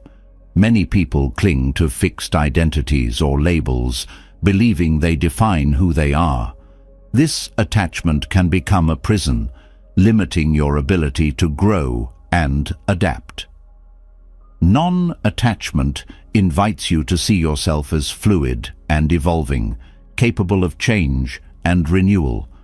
This perspective reduces the fear of making mistakes or stepping into the unknown, as you no longer see your worth as tied to a single version of yourself. Practicing non-attachment doesn't mean avoiding ambition or pleasure. It means pursuing your passions with an understanding that the journey matters more than the destination. When you focus on the process rather than the outcome, you find joy in the act itself. Whether it's creating art, building relationships, or exploring new ideas. This shift not only reduces anxiety, but also deepens your appreciation for the present. Non-attachment to material possessions is another important practice. While there's nothing wrong with enjoying what you have, problems arise when your identity or happiness becomes tied to these things. Possessions are impermanent, and clinging to them creates a sense of insecurity, as their loss feels like a threat to your well-being. Non-attachment doesn't mean renouncing everything. It means recognizing that your true value lies within, not in what you own. This perspective allows you to enjoy material things without being consumed by them. Gratitude plays a crucial role in non-attachment. When you appreciate what you have without trying to hold on to it, you create a sense of abundance. Gratitude shifts your focus from what you fear losing to what you already have, fostering a mindset of contentment. This practice helps you see that life's gifts are not diminished by their impermanence, but made more precious because of it. Non-attachment also helps you navigate challenges and setbacks with greater ease. When you're attached to a specific outcome, failure can feel devastating. But when you release that attachment, you can approach challenges with curiosity and resilience. Instead of seeing setbacks as personal failures, you see them as opportunities to learn and grow. This perspective reduces the fear of failure and allows you to move forward with confidence. Mindfulness is a powerful tool for cultivating non-attachment. By staying present, you learn to observe life as it unfolds, without clinging to or pushing away your experiences. Mindfulness teaches you to meet each moment with openness, whether it brings joy or difficulty. This practice helps you develop a sense of equanimity, allowing you to navigate life's ups and downs with balance and grace. Breathwork can also support non-attachment. Each breath you take is a reminder of life's flow. An inhale followed by an exhale, a constant cycle of taking in and letting go. By focusing on your breath, you anchor yourself in the present and cultivate a sense of ease. This practice reminds you that letting go is not about loss, but about creating space for renewal. Non-attachment doesn't mean denying your emotions. It means allowing yourself to feel fully without being defined by those feelings. Joy, sadness, excitement and fear are all part of the human experience. Non-attachment teaches you to honor these emotions without clinging to them, trusting that they will pass like clouds in the sky. This trust frees you from being swept away by emotional highs or lows. One of the most profound aspects of non-attachment is the freedom it brings. When you stop clinging to outcomes, you free yourself from the anxiety of what if and the regret of what was. You become more present, more adaptable, and more at peace. This freedom doesn't mean life becomes easy, but it does mean you approach challenges with greater clarity and strength. Non-attachment also fosters deeper connections with others. When you're not attached to how people perceive you or how relationships should be, you create space for authentic interaction. This openness allows you to connect on a deeper level, building relationships based on mutual respect and understanding rather than fear or control. Letting go of attachment doesn't mean letting go of love, passion, or ambition. It means approaching these aspects of life with an open heart and a willingness to embrace change. Non-attachment allows you to enjoy life's beauty without being consumed by its impermanence, creating a sense of peace that sustains you through all of life's transitions. Non-attachment teaches you to embrace life with openness, accepting its changes without clinging to outcomes. But this journey often reveals an unexpected barrier, the harsh inner voice of self-judgment. Fear thrives in this critical space, whispering doubts about your worth, decisions, and abilities. To truly overcome fear, you must turn inward with compassion, replacing judgment with kindness. Self-compassion is not indulgence. It's a profound act of courage that allows you to meet fear and failure with resilience, transforming your relationship with yourself. Fear of failure often stems from the stories we tell ourselves. These narratives paint mistakes as personal flaws, magnify shortcomings, and equate setbacks with unworthiness. This harsh internal dialogue fuels anxiety, as you become trapped in a cycle of proving yourself to avoid criticism, both from others and from within. Self-compassion interrupts this cycle, offering a new narrative, one rooted in understanding, forgiveness, and growth. The first step in cultivating self-compassion is recognizing the voice of self-judgment. This voice may disguise itself as motivation, pushing you to do better by highlighting what you lack. But instead of building confidence, it erodes it, creating a fear of failure that keeps you from taking risks. By identifying this voice, you create space to challenge it, replacing criticism with encouragement. Self-compassion invites you to see failure not as a reflection of your worth, but as a natural part of learning and growth. When you approach mistakes with kindness, you shift from self-punishment to self-improvement. This perspective doesn't excuse errors, but uses them as opportunities for reflection and progress. Fear begins to dissolve when you trust that failure is a step forward, not a defining moment of inadequacy. Many people struggle with self-compassion because they confuse it with self-pity or weakness. However, self-compassion is an active and intentional practice. It requires courage to face your fears and shortcomings without turning away. It also demands a willingness to treat yourself with the same kindness you would offer a close friend. This kindness doesn't diminish accountability. It enhances it by fostering a supportive inner environment where growth feels safe. Fear often takes root in comparison. The belief that you should be further along, more successful, or less flawed than others creates a constant sense of inadequacy.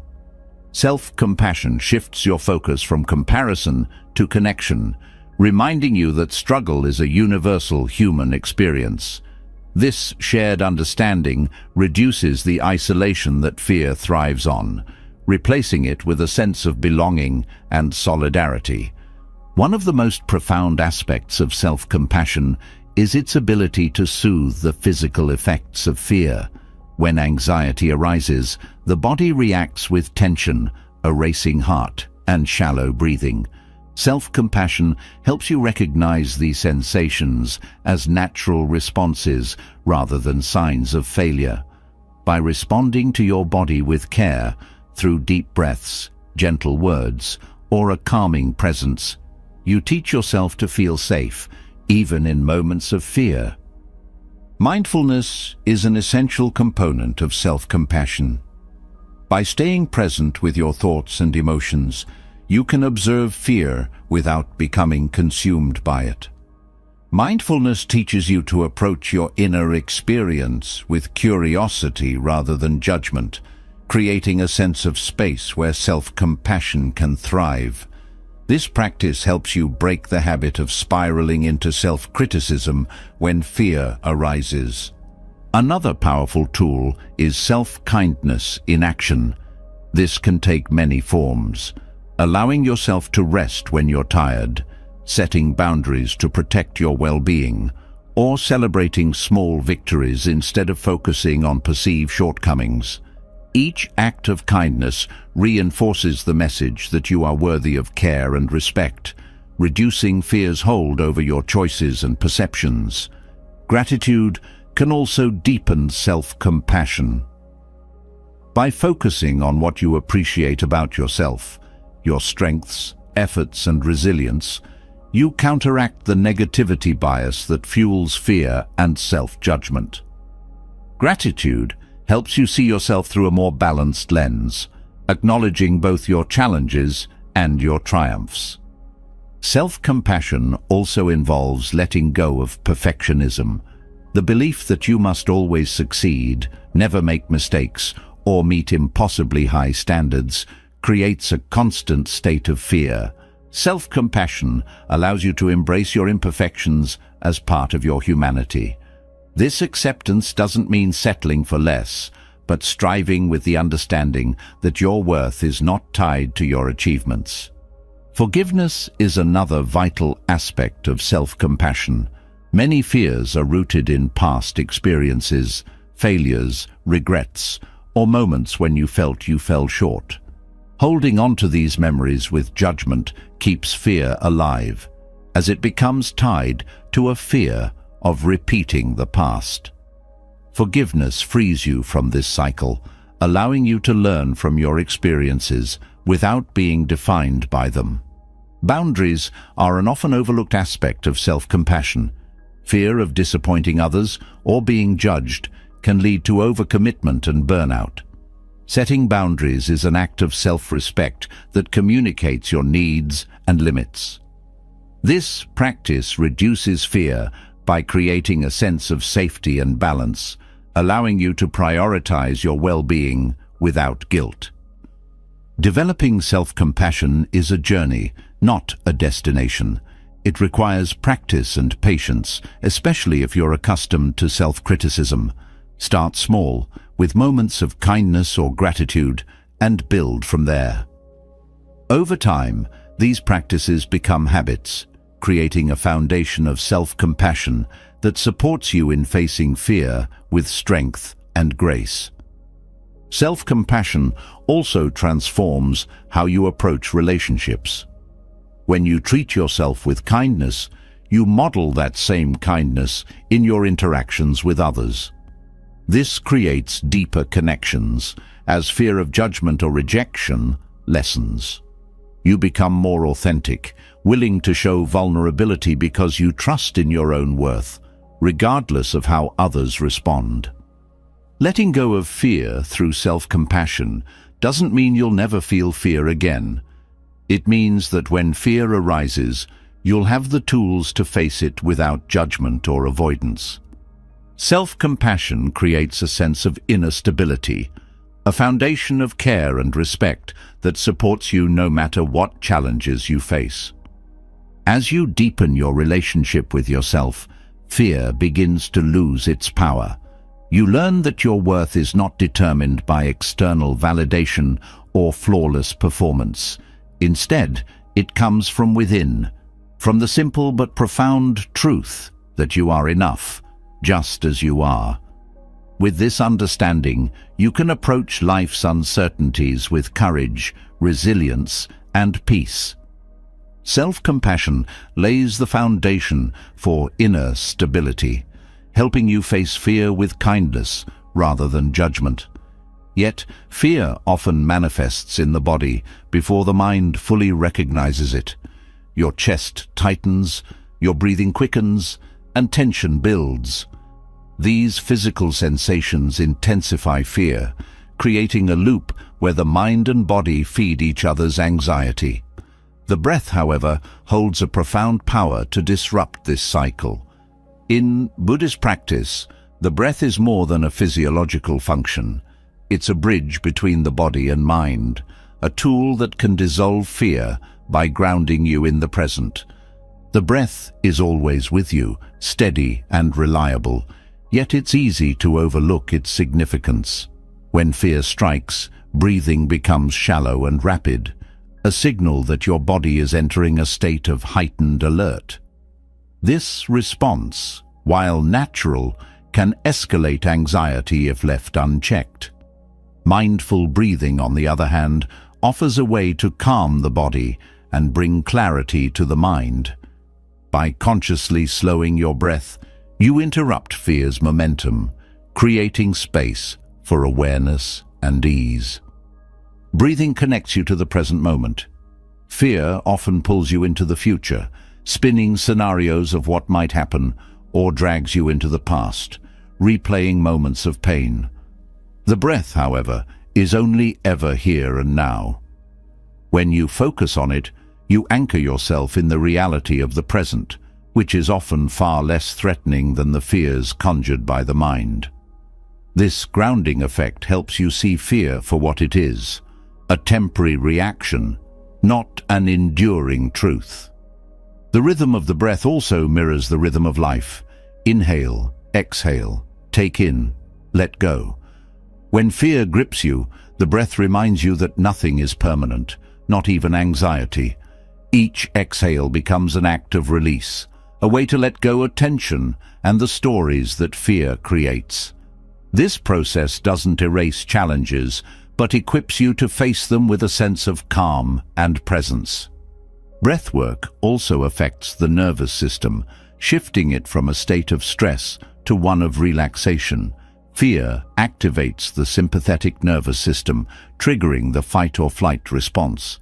Mindful breathing, especially slow and deep breaths, engages the parasympathetic nervous system, signaling to your body that it's safe to relax.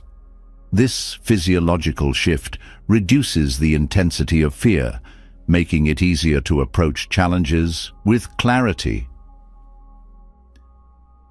Mindful breathing is simple yet profound. It doesn't require any special tools or settings, only your attention. You can practice it anywhere, while standing in line, during a difficult conversation, or in the quiet of your own space. Each breath becomes an opportunity to reconnect with your inner stillness, a reminder that even in the midst of fear, you have the capacity for peace. Consistency in breathwork deepens its effects. Over time, it retrains your body and mind to respond to stress with calm rather than panic. This practice creates a reservoir of resilience, a sense of inner stability that you can draw upon whenever fear arises. It becomes not just a reaction to fear, but a proactive way to cultivate serenity. The breath also teaches you patience. Fear often demands immediate resolution, pressuring you to act or escape. Breathing slows this urgency, allowing you to sit with uncertainty without being overwhelmed by it. This pause creates a space where wisdom can arise, guiding your response rather than letting fear dictate your actions. Breath awareness enhances mindfulness.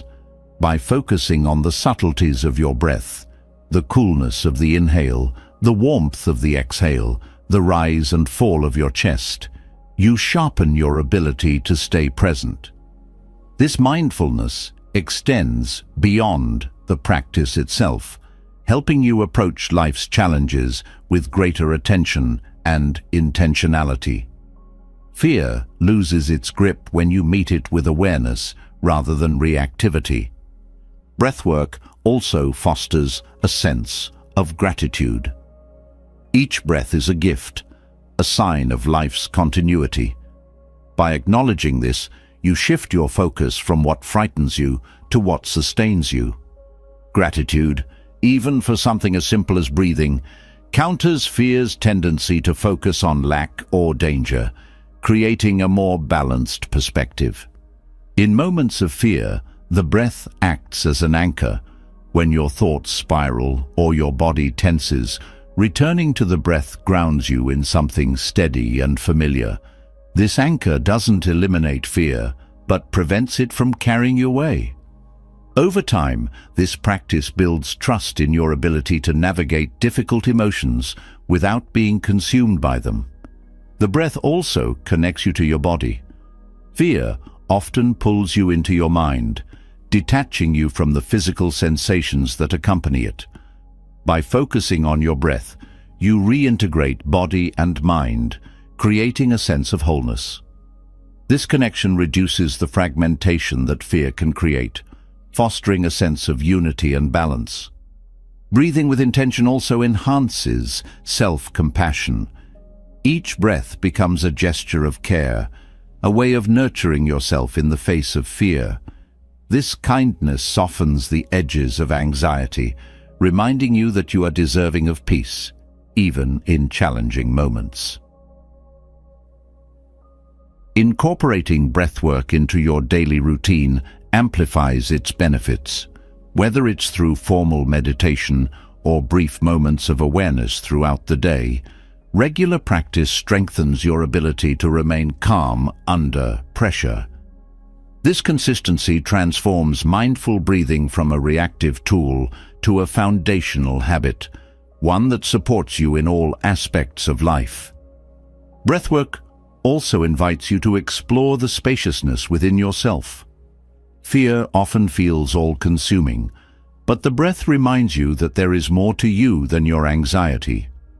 With each inhale and exhale, you tap into a deeper sense of presence, one that transcends fear and connects you to your inner strength. As you deepen your relationship with your breath, fear begins to lose its immediacy.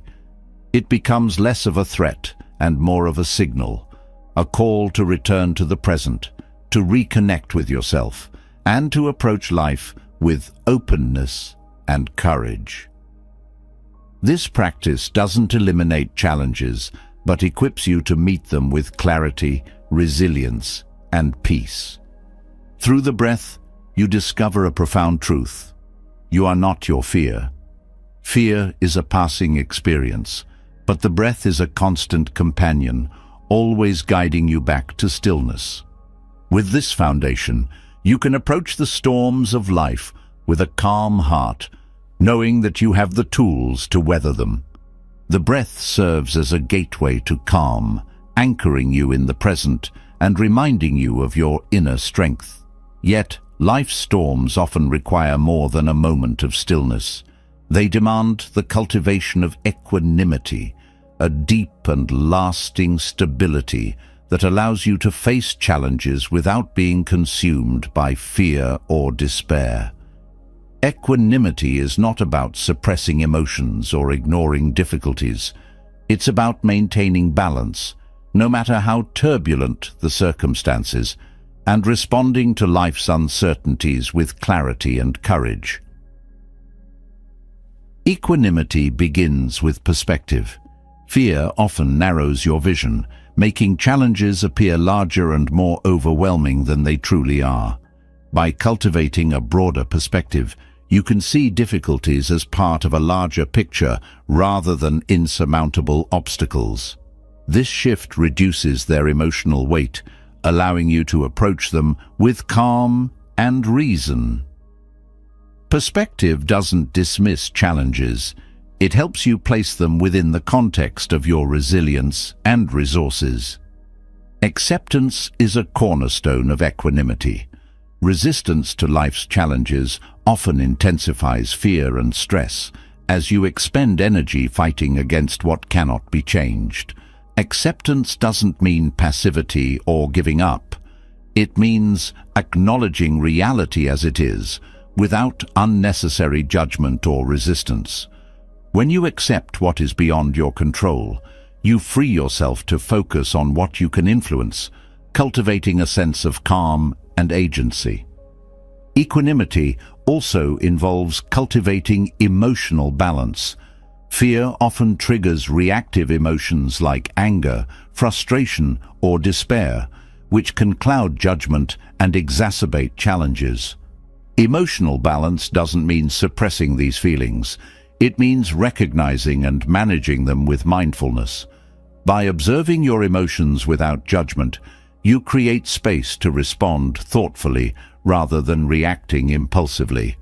This practice builds inner stability, allowing you to navigate life's ups and downs with greater ease. One powerful way to develop equanimity is through the practice of gratitude. Gratitude shifts your focus from what is lacking or challenging to what is present and sustaining. Even amid difficulties, there are always moments of light, small acts of kindness, lessons learned, or inner strengths revealed. By cultivating gratitude, you balance the weight of challenges with the recognition of life's gifts, fostering a sense of peace and resilience. Self-awareness is essential for equanimity. Many fears and anxieties stem from unexamined beliefs, assumptions, or habits. By turning inward with curiosity, you can identify the patterns that fuel stress and begin to shift them. Self-awareness helps you understand your triggers and responses, allowing you to approach challenges with greater clarity and intention. This awareness is not about self-criticism, but about understanding yourself deeply, which strengthens your ability to remain calm and composed. Mindfulness continues to be a vital tool in building equanimity. By staying present, you break the habit of catastrophizing about the future or dwelling on past mistakes. Mindfulness helps you engage with life as it unfolds, moment by moment, without becoming overwhelmed by fear or regret. This presence allows you to respond to challenges with clarity, seeing them as they are rather than as your fears project them to be. Patience is another cornerstone of equanimity. Fear often arises from the desire for immediate resolution or certainty, creating a sense of urgency that amplifies stress. Patience teaches you to sit with uncertainty, trusting that clarity and solutions will emerge in time. This practice doesn't mean inaction, but rather approaching challenges with steadiness and trust, knowing that haste often leads to mistakes or missed opportunities. Equanimity also involves letting go of attachment to outcomes. When you tie your sense of peace to specific results, you set yourself up for disappointment and anxiety. By focusing on your efforts rather than the results, you free yourself from the fear of failure. This shift allows you to approach challenges with an open mind, ready to adapt and learn, rather than clinging to a fixed idea of success. Compassion, both for yourself and others, strengthens equanimity. Fear often isolates, creating a sense of disconnection from yourself and those around you.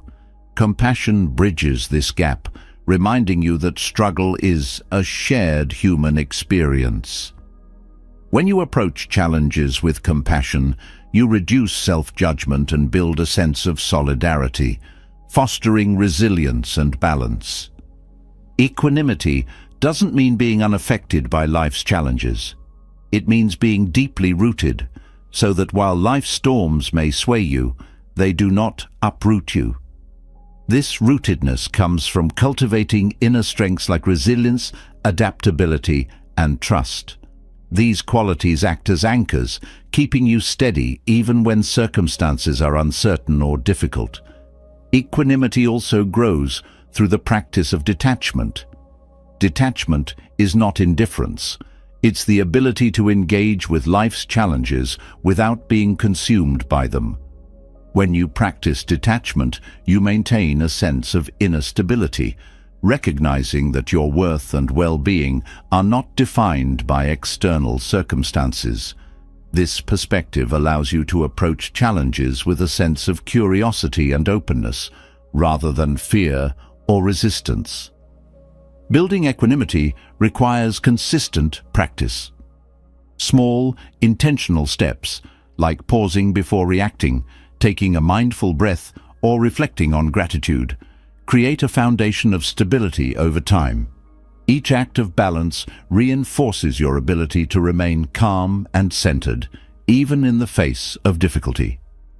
This practice is not about perfection, but progress, cultivating a sense of peace that grows with each moment of mindfulness and effort. The practice of equanimity also involves nurturing a sense of trust in life's flow. Fear often arises from the belief that you must control or anticipate every outcome. Trust reminds you that life, while unpredictable, often provides what you need to grow and learn. This trust doesn't eliminate challenges, but transforms how you face them, replacing fear with a sense of openness and curiosity. Equanimity helps you see challenges as opportunities for growth. Life's storms, while difficult, often reveal strengths, insights, and connections that you might not have discovered otherwise. By approaching challenges with equanimity, you shift your focus from what is lost to what can be gained, fostering a sense of resilience and hope. As you cultivate equanimity, you create a foundation of inner peace that supports you through life's uncertainties. This peace is not about avoiding challenges, but about meeting them with balance and strength, trusting in your ability to navigate whatever comes your way. Equanimity builds the foundation for facing life's storms with calm and clarity, but fear often signals more than mere turbulence. It points to opportunities for growth. Fear thrives at the edges of your comfort zone, warning you of risk, but also hinting at untapped potential. By transforming fear into a catalyst for growth, you unlock wisdom and strength that cannot be found within the safety of what is familiar. Instead of running from fear, you learn to step into it, embracing the discomfort as a pathway to deeper understanding and personal evolution. Fear often feels like a wall, but in truth, it's more like a door. It blocks your way only until you choose to approach it, and when you do, it reveals what lies on the other side: new experiences, perspectives, and possibilities. Avoiding fear may feel safe, but it also limits your life, keeping you confined to what is known.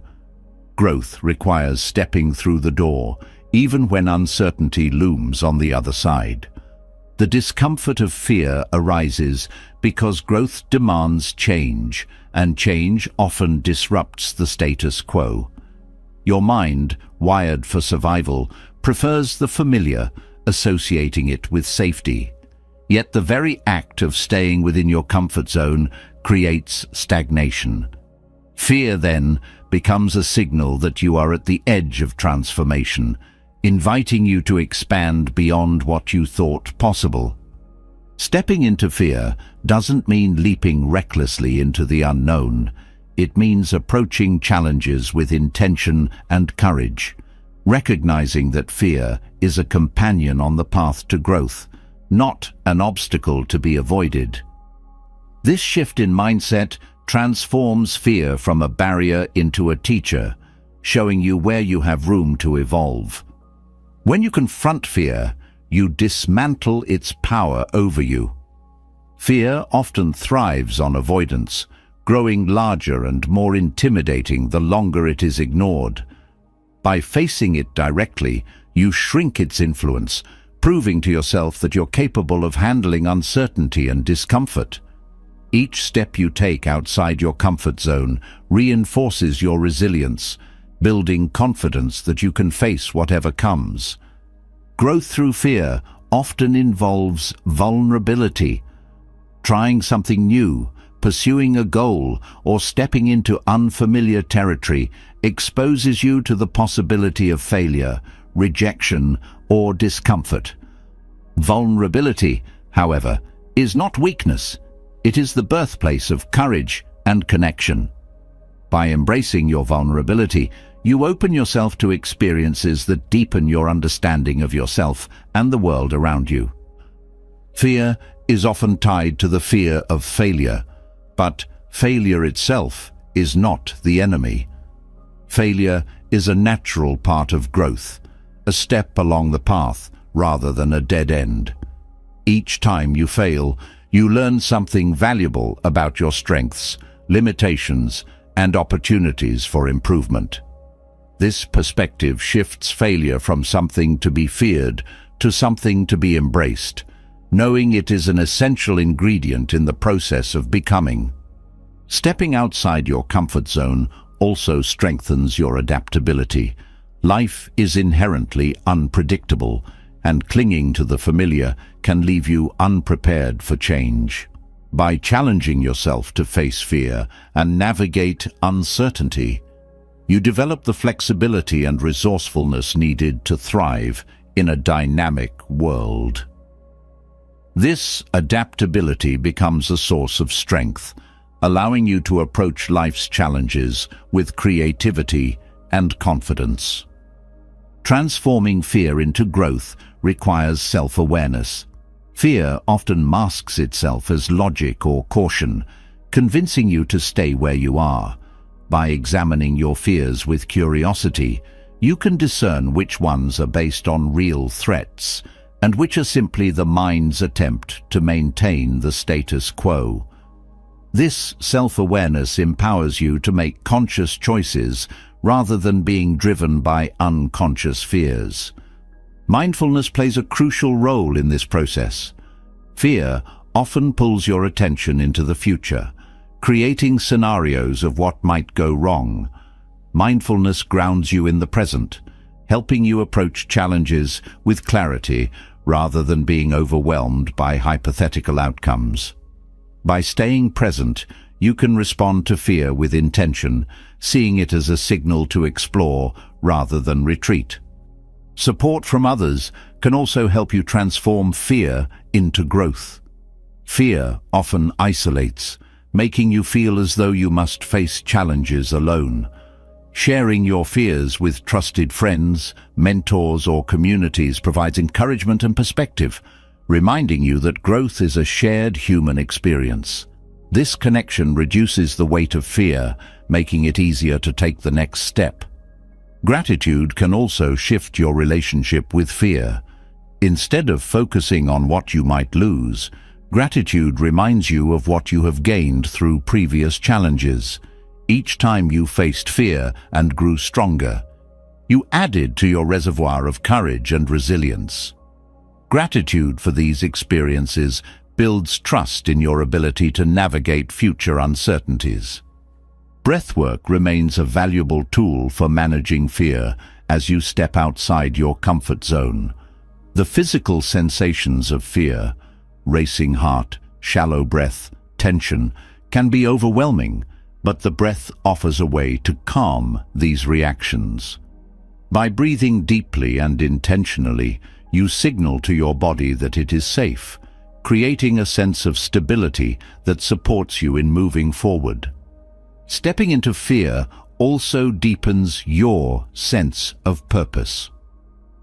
Growth often involves pursuing goals or values that matter deeply to you. even when they require courage and risk. Fear highlights what is important, guiding you toward what aligns with your true self. This alignment with purpose gives you the motivation and strength to face fear, knowing that the journey is meaningful. Each step outside your comfort zone expands what you believe is possible.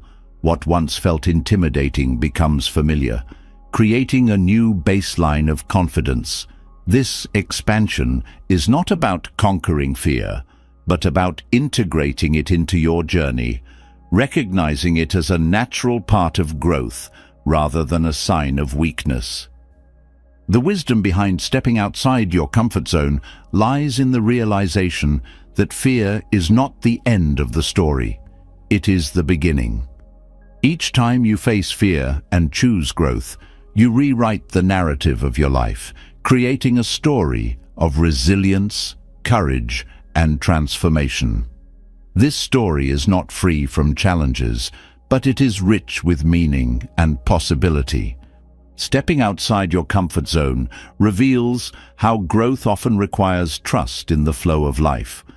Yet, there's a deeper lesson to uncover: how forcing outcomes can disrupt that flow and create unnecessary resistance.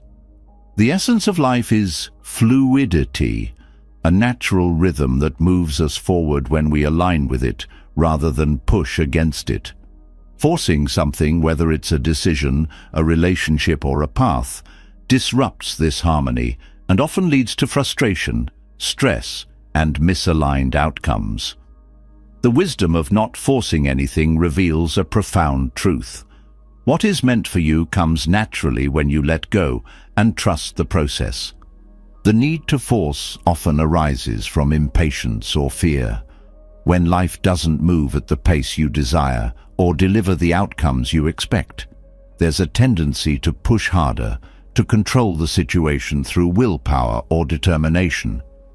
While effort and persistence are important, they must be balanced with acceptance and surrender.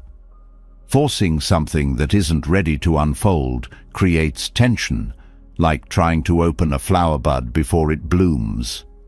This tension doesn't speed up the process. It stalls growth and prevents clarity.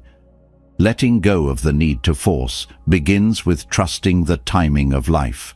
Every season has its purpose, and every delay holds a lesson. When you accept that some things take time, you free yourself from the stress of trying to control what is beyond your influence. This trust doesn't mean passivity. It means aligning your actions with the natural flow of events, allowing life to unfold in its own rhythm. Forcing outcomes also stems from attachment. When you cling to a specific result or vision, you close yourself off to other possibilities. Life often has plans far greater than what you can imagine, but these plans require flexibility and openness to reveal themselves.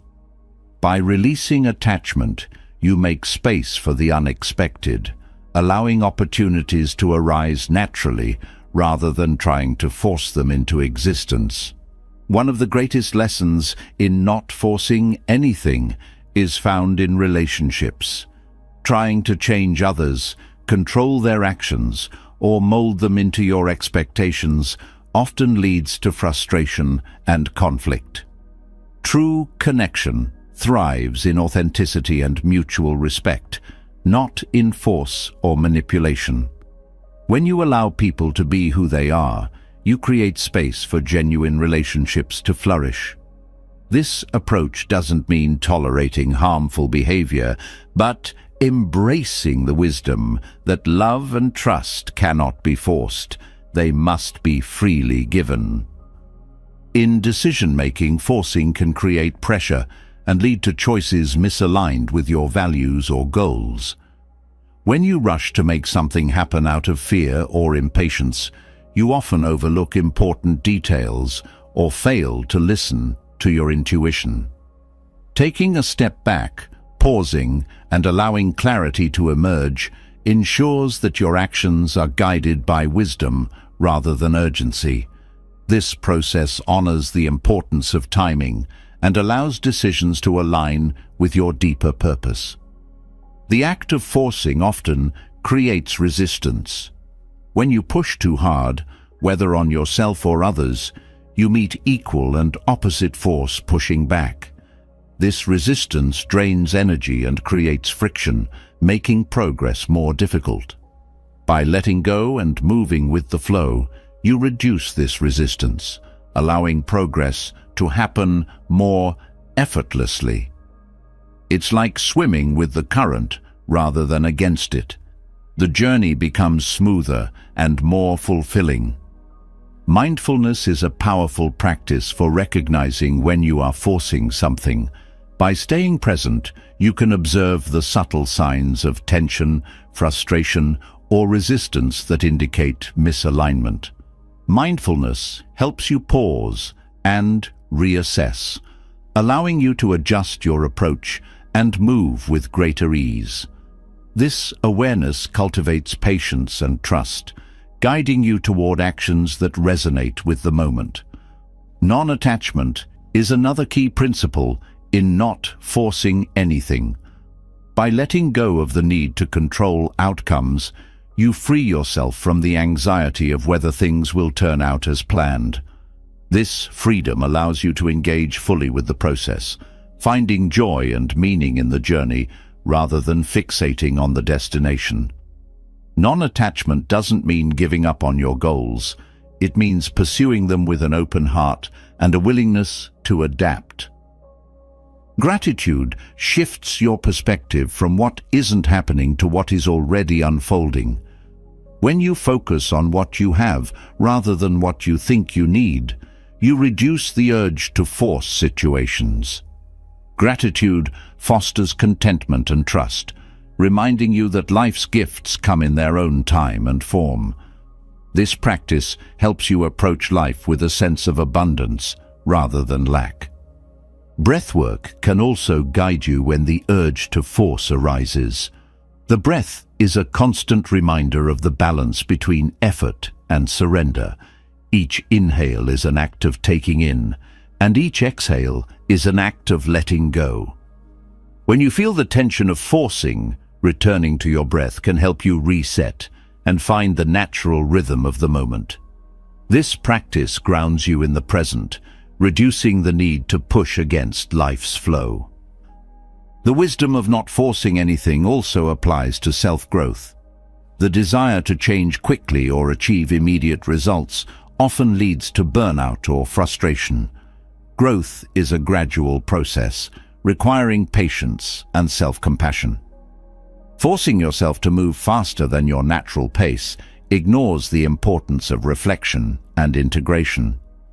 By honoring the pace of your journey, you create space for lasting transformation. Trusting life's flow doesn't mean abandoning effort or ambition. It means finding a balance between action and surrender, between striving and allowing.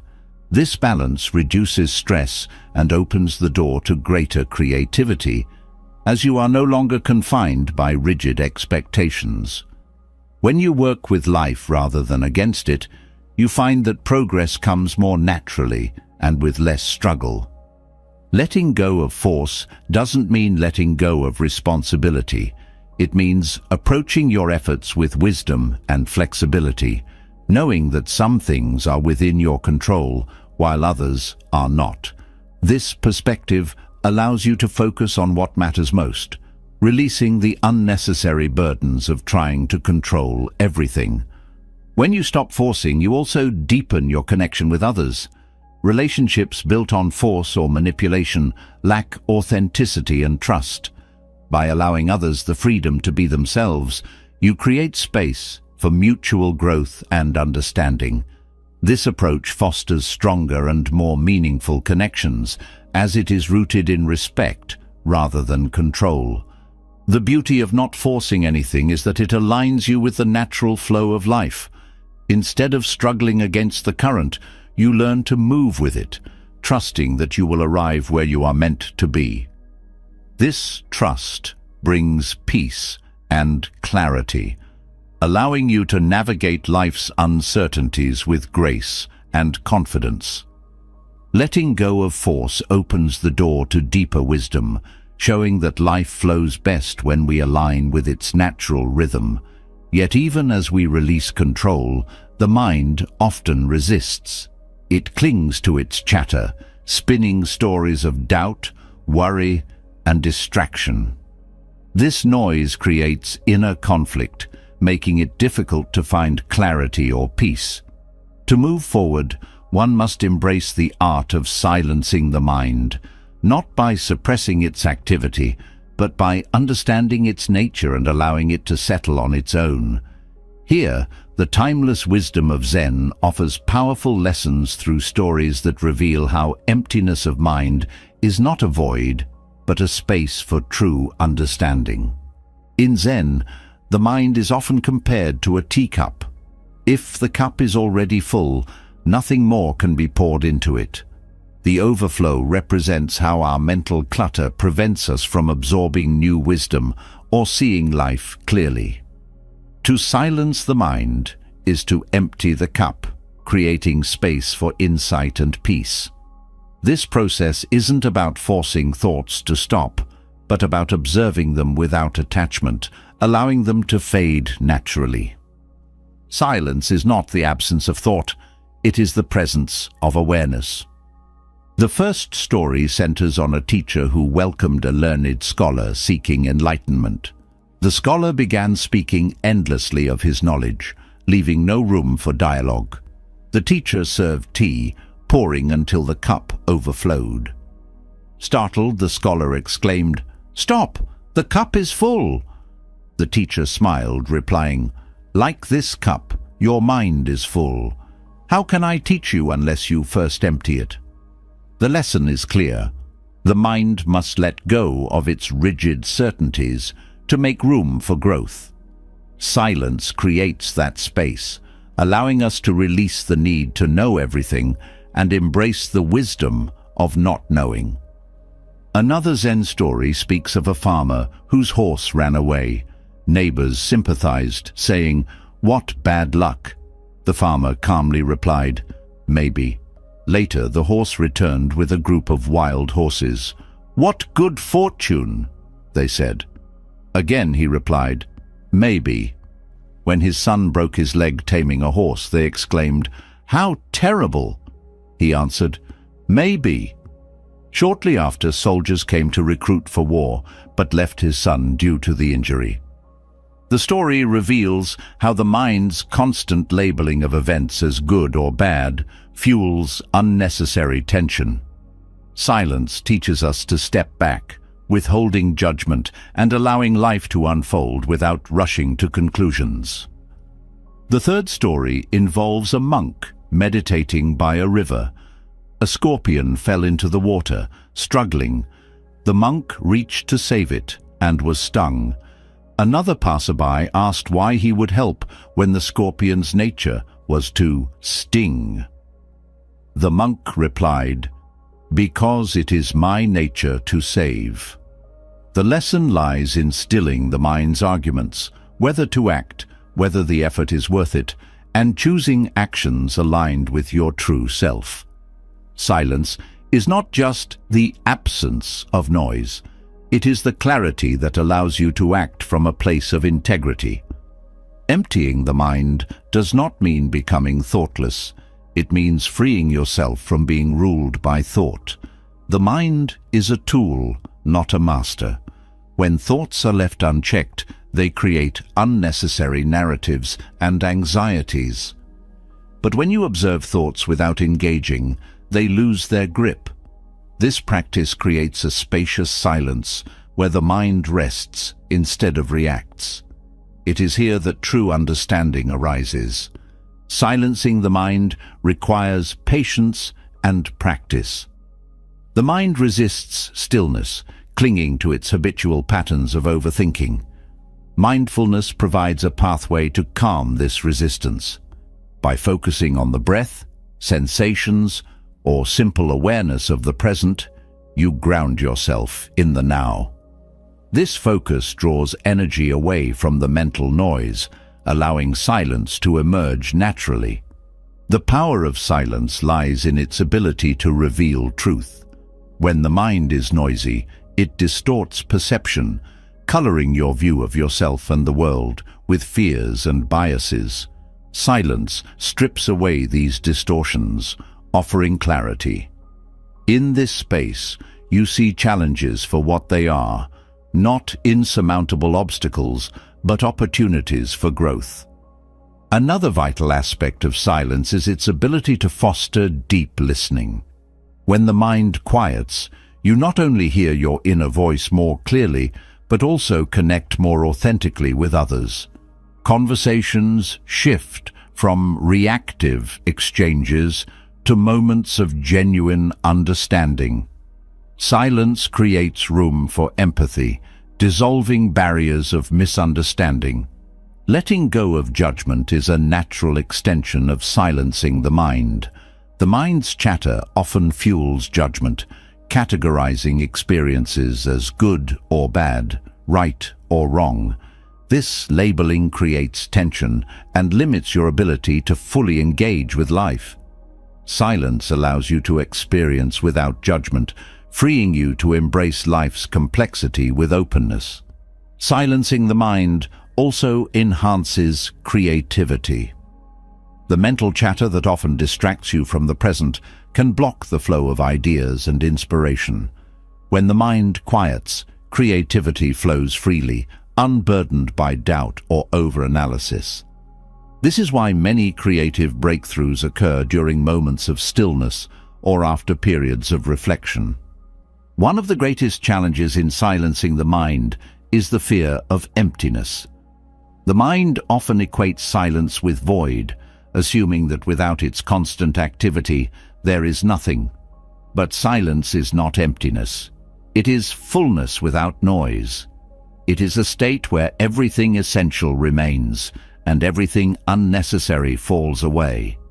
In this fullness, you find a deep connection to yourself and to life. Gratitude naturally arises in silence. When the noise subsides, you become aware of life's subtleties: a gentle breeze, the warmth of the sun, the rhythm of your breath. These moments, often overshadowed by the mind's busyness, become sources of profound appreciation. Gratitude deepens the silence, creating a cycle of peace and presence. Silence also nurtures resilience. In moments of turmoil, the mind often spirals into panic, amplifying fear and doubt. Silence acts as an anchor, grounding you in the present and reminding you of your inner strength. It doesn't eliminate challenges, but equips you to face them with clarity and calm. Zen's lessons on silence show that the mind's noise is not the enemy. It is a symptom of distraction. By turning inward and embracing stillness, you reclaim the space within yourself. Silence is not something to be achieved, but something to be allowed, a natural state that arises when you let go of the need to control or force your thoughts. The stillness of a quiet mind opens the door to a deeper awareness, revealing truths that often remain hidden beneath the noise of daily life.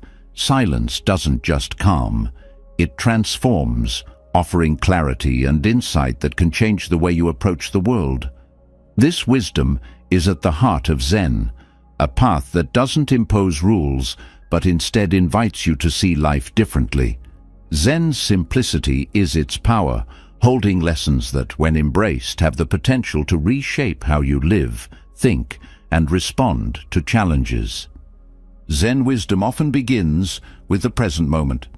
The essence of life is here, now, yet so much of human energy is spent elsewhere, dwelling on the past or anticipating the future. Zen teaches that the present is the only reality, a space where life happens and possibilities exist. When you learn to live fully in this moment, you stop chasing what was or fearing what might be. This shift grounds you, allowing you to approach life with a sense of peace and immediacy.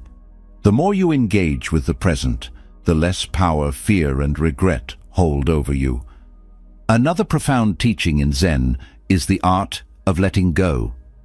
Attachment creates suffering, as clinging to people, outcomes, or possessions binds you to fear of loss. Letting go doesn't mean apathy or detachment from life. It means releasing the need to control and allowing life to flow naturally. When you let go, you create space for freedom and joy, discovering that peace comes not from holding on, but from trusting the process. Zen wisdom emphasizes the importance of simplicity. Life becomes complicated not because of its nature, but because of how it is approached. Adding layers of expectation, judgment, and distraction obscures the beauty of what is already there. Simplifying doesn't mean giving up or doing less. It means seeing clearly, removing the unnecessary so that the essential can shine. This practice doesn't just declutter your surroundings, but also your mind, making space for greater clarity and peace. The practice of mindfulness is central to Zen. Mindfulness isn't just a momentary focus, it's a way of being fully present in every aspect of life. Whether eating, walking, or engaging in conversation, mindfulness transforms the ordinary into something profound. It teaches you to appreciate the details, to notice what you might otherwise overlook. This attention deepens your connection to life, creating a sense of fulfillment that doesn't depend on external achievements. Zen also teaches the value of embracing uncertainty. Life's unpredictability often fuels anxiety, as the mind seeks to control or predict what cannot be controlled. Instead of resisting uncertainty, Zen invites you to welcome it as an integral part of existence. When you stop fighting against the unknown, you discover a sense of freedom and openness.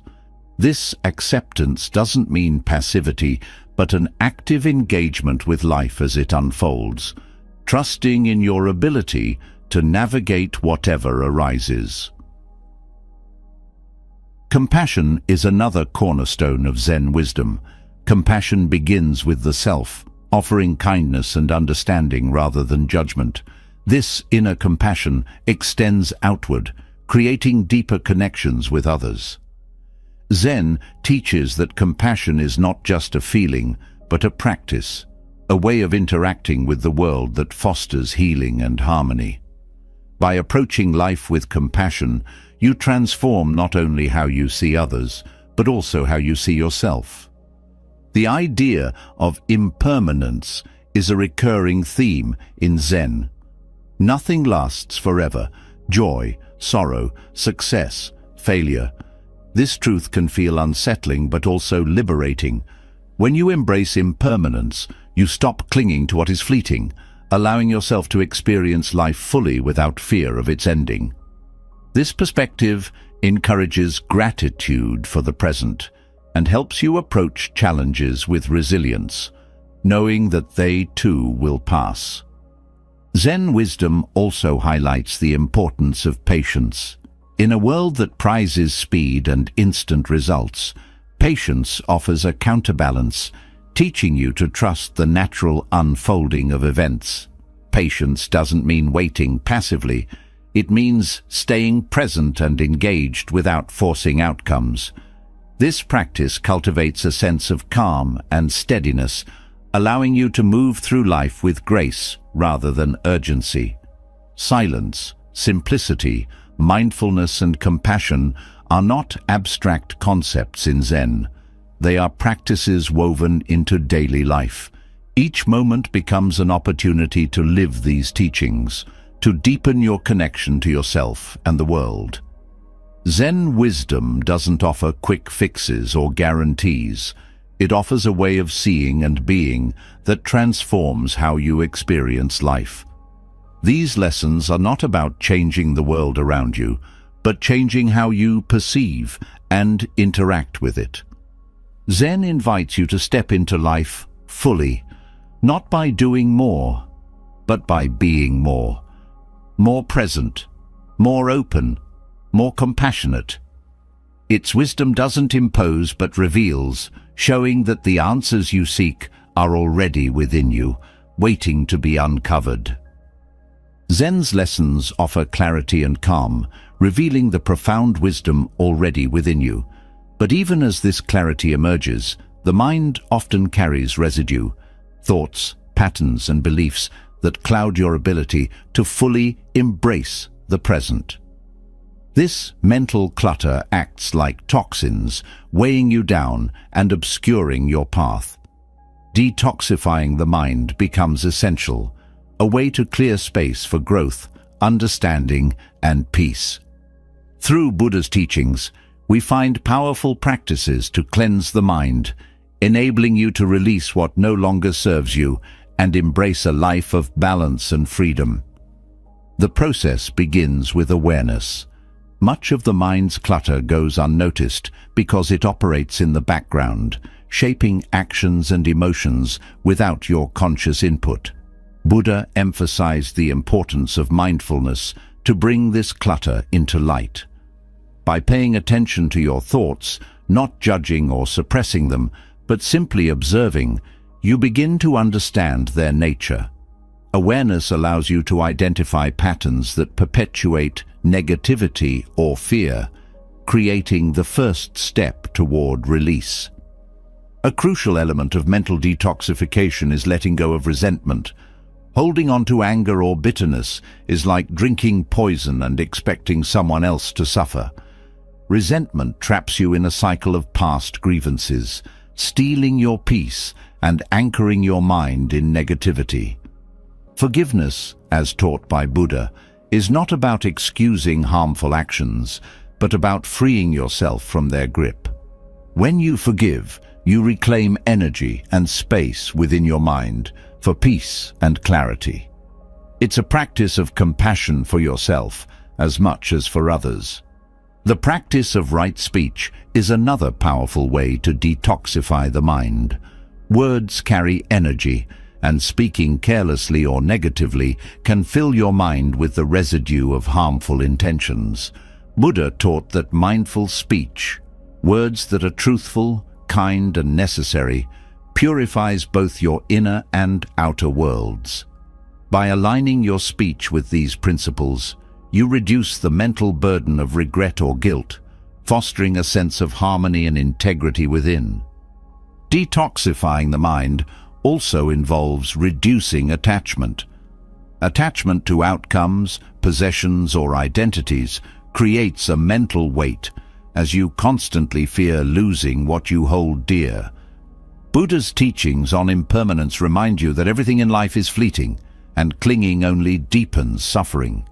By practicing non-attachment, you release this mental burden, allowing space for joy and freedom. This doesn't mean detachment from life, but rather engaging with it fully without becoming entangled in its impermanence. Cultivating gratitude is another way to clear the mind of negativity. Gratitude shifts your focus from what is lacking to what is present, reducing the mental strain of comparison or dissatisfaction. Buddha's teachings encourage contentment as a way to find peace in the here and now. Gratitude doesn't ignore challenges, but balances them with recognition of life's gifts. This practice nurtures a sense of abundance, countering the mental toxicity of constant striving or envy. Silence and stillness are also essential for mental detoxification. The noise of daily life and the constant influx of information can overwhelm the mind, leaving little room for reflection or rest. Buddha emphasized the power of meditation as a way to cultivate inner silence. This stillness doesn't suppress thoughts, but allows them to settle naturally, like sediment in water. As the mind clears, you gain clarity and insight, reconnecting with your inner wisdom. Letting go of judgment is another step in detoxifying the mind. The tendency to judge yourself or others creates mental tension, as it often stems from fear or insecurity. Buddha taught that judgment clouds perception, preventing you from seeing things as they truly are. By practicing acceptance, you release the need to judge, creating space for understanding and connection. This shift fosters peace, as the mind no longer carries the weight of criticism. Mindful breathing serves as a powerful tool in this process. The breath acts as a bridge between the body and mind, grounding you in the present and calming the mental noise. Buddha's teachings on the breath emphasize its role in cultivating awareness and reducing anxiety. Each breath becomes an act of release, letting go of thoughts and emotions that no longer serve you. This simple yet profound practice detoxifies the mind, restoring balance and calm. Compassion, both for yourself and others, further supports mental detoxification. Negative thoughts often arise from a lack of compassion toward your mistakes, toward those who have wronged you, or toward life's imperfections. Buddha's teachings encourage metta, or loving kindness, as a way to counter these thoughts. Compassion dissolves anger, fear, and judgment, replacing them with understanding and connection. This practice purifies the mind, creating a foundation for peace and resilience. Finally, aligning your actions with your values detoxifies the mind by reducing inner conflict. When your actions are out of sync with your beliefs, the mind struggles with guilt, regret, or confusion. Buddha's teachings on the Eightfold Path provide guidance for ethical living, helping you act in ways that support harmony within yourself and with others. This alignment creates a sense of integrity, clearing the mental clutter that arises from dissonance. Through these teachings, the process of detoxifying the mind becomes a journey of release and renewal. It's not about achieving perfection, but about creating space for peace, clarity, and growth. Detoxifying the mind creates space for clarity, but true peace often depends on how you respond to the challenges and emotions life brings. The moments that test you, the sharp words, the unexpected setbacks, the internal conflicts, are where Buddhist wisdom shines most brightly. The power of not reacting transforms these challenges into opportunities for growth. By learning to control your emotions, you cultivate inner strength, breaking free from the patterns of impulsive reactions that often lead to regret or suffering. This practice is not about suppressing feelings, but understanding them deeply and choosing a response rooted in wisdom and compassion. The foundation of not reacting lies in awareness. When an emotion arises, it can feel like a wave, sudden and overwhelming. Without awareness, this wave carries you, pushing you into actions or words that you later regret. Awareness allows you to pause, to see the wave for what it is, a temporary surge of energy rather than an unstoppable force. This pause creates a space where you can choose how to respond instead of being driven by the emotion. Buddha's teachings emphasize that emotions are not the enemy. Anger, fear, sadness, and joy are all natural parts of the human experience. Problems arise not from the emotions themselves, but from the way they're handled. Reacting impulsively often magnifies the original emotion, creating cycles of misunderstanding, conflict, or inner turmoil. By observing emotions without immediately reacting, you break these cycles, reducing their intensity and impact.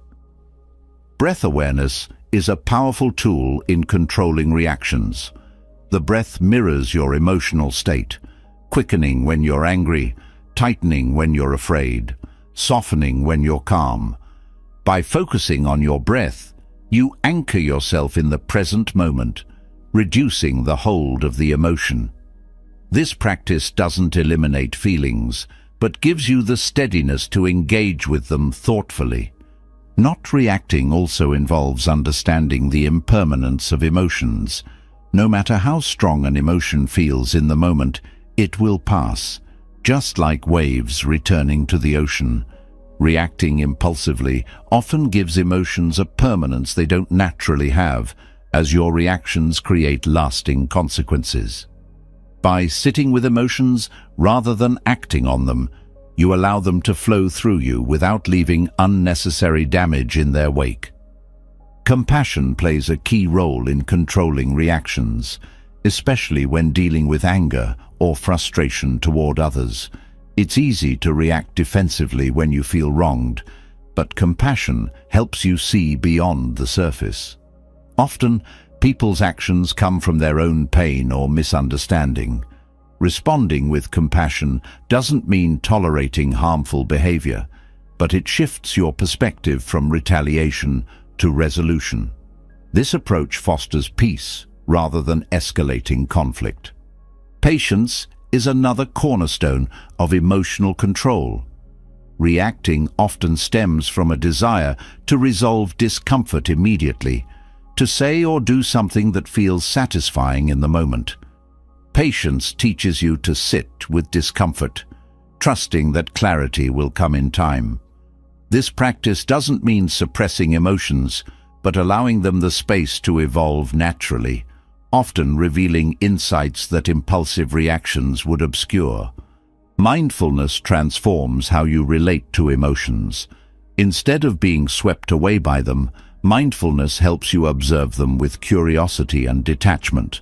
This practice reduces the power of emotions to control your actions, as you see them for what they are, passing experiences rather than fixed realities. Mindfulness also deepens your understanding of the patterns and triggers that drive your reactions, allowing you to address them at their root. Letting go of the need to be right is another essential element of not reacting. Many emotional reactions stem from the ego's desire to defend itself, to prove its worth or superiority. This need often leads to unnecessary conflict, as you react not to the situation itself, but to a perceived threat to your identity. By releasing this need, you free yourself to respond with wisdom and calm, focusing on resolution rather than winning. Gratitude helps shift your emotional state, creating a foundation of peace that makes it easier to respond thoughtfully. When you focus on what is going well, even in the midst of challenges, you reduce the intensity of negative emotions. Gratitude fosters resilience, reminding you that no single event or emotion defines your experience. Non-attachment also plays a crucial role. Many reactions come from attachment to specific outcomes or expectations. When things don't go as planned, frustration or disappointment arises, driving impulsive responses. By practicing non-attachment, you approach situations with openness, reducing the emotional weight of unmet expectations. This doesn't mean indifference, but a willingness to accept life as it unfolds, responding with grace rather than resistance. Silence can be one of the most powerful responses. When emotions run high, words often escalate rather than resolve the situation. Choosing silence allows you to pause, reflect, and respond with intention rather than impulse. Silence is not passive. It's an active choice to prioritize understanding over immediate expression. This space creates room for clarity and reduces the risk of saying something you might later regret. Aligning your actions with your values supports emotional control. When your responses reflect your core principles, kindness, patience, honesty, you create harmony within yourself. This alignment reduces the inner conflict that often fuels reactive behavior, as you are no longer acting against your better judgment. The practice of metta, or loving-kindness meditation, strengthens your ability to respond with compassion and calm. By cultivating feelings of goodwill toward yourself and others, you create an inner environment of peace that reduces the likelihood of reactive behavior. Metta doesn't eliminate challenges, but equips you to face them with a steady heart. Buddha's wisdom reminds us that controlling emotions is not about suppression, but mastery. It's about creating a space where emotions can arise, be understood, and pass without controlling your actions. This mastery doesn't mean you will never feel anger, sadness, or fear. It means these emotions will no longer dictate your choices. Instead, you respond from a place of balance and wisdom, creating outcomes that reflect your true self. Mastering your emotions allows you to approach life with clarity and purpose. But there's another profound truth that Buddhism teaches: the power of walking your path alone. At first, the idea of facing challenges without external validation or support might feel daunting, yet it is in solitude that you uncover your greatest strength. To do it alone is not about isolation or rejection of others. It is about cultivating the inner resilience to move forward even when the world does not offer applause or understanding. This is where true growth begins. In life, reliance on others can sometimes become a crutch, holding you back from realizing your own capabilities. While connections and support systems are valuable, there are moments when they are absent, and you must rely entirely on yourself. These moments test your strength, forcing you to confront your fears, doubts, and limitations head-on. When you do so, you begin to see that you are more capable and resourceful than you once believed. Buddha taught the importance of self-reliance, reminding us that no one else can walk our path for us. Others may guide, inspire, or encourage, but ultimately, the journey is ours alone. This truth empowers you to take full responsibility for your choices, actions, and growth. It shifts your focus from external blame or dependence to internal accountability, freeing you to move forward on your terms. Doing it alone also requires a deep sense of trust in yourself. Doubt often arises when you feel unsupported, whispering that you are not enough or that you cannot succeed without help. Trust counters this doubt, reminding you of your inner strength and wisdom. This trust doesn't come from arrogance, but from the quiet confidence that grows with each step you take, even when the path is uncertain. Solitude is not emptiness. It is space for self-discovery. When you remove the distractions of external noise, whether it's opinions, expectations, or comparisons, you create room to hear your own voice. This voice, often drowned out by the world, carries the wisdom you need to navigate life's challenges. Solitude teaches you to listen to yourself, to trust your intuition, and to act from a place of authenticity. Walking your path alone also strengthens your resilience. Challenges feel heavier when you look to others to carry them with you, and disappointment arises when they cannot. By embracing solitude, you learn to bear your burdens with grace, discovering that they are not as insurmountable as they seemed. Each challenge you face alone becomes a lesson in perseverance, building the mental and emotional toughness needed to navigate life's uncertainties. Freedom arises when you stop waiting for others to validate or join your journey. Often, people delay their goals or dreams, waiting for the right partner, mentor, or team to appear. While collaboration has its place, some paths are meant to be walked alone. When you let go of the need for external validation, you free yourself to act boldly and without hesitation. This freedom is not about disregarding others, but about recognizing that your worth and purpose are not dependent on their presence. Self-discipline is a cornerstone of doing it alone. Without the accountability of others, it becomes your responsibility to stay committed to your goals and values. This discipline is not about rigid control, but about honoring the promises you make to yourself. Each time you follow through, you reinforce your trust in your own capabilities, making it easier to keep moving forward even when challenges arise. Clarity often emerges in solitude. When you are alone, free from the expectations or opinions of others, you can see your path more clearly. Solitude allows you to evaluate your priorities and align your actions with your true desires. This clarity is a gift, offering direction and focus that are difficult to find amidst the noise of the world. Doing it alone also fosters self-compassion. In solitude, you confront your fears, mistakes, and insecurities directly. These encounters can be uncomfortable, but they also teach you to treat yourself with kindness and understanding.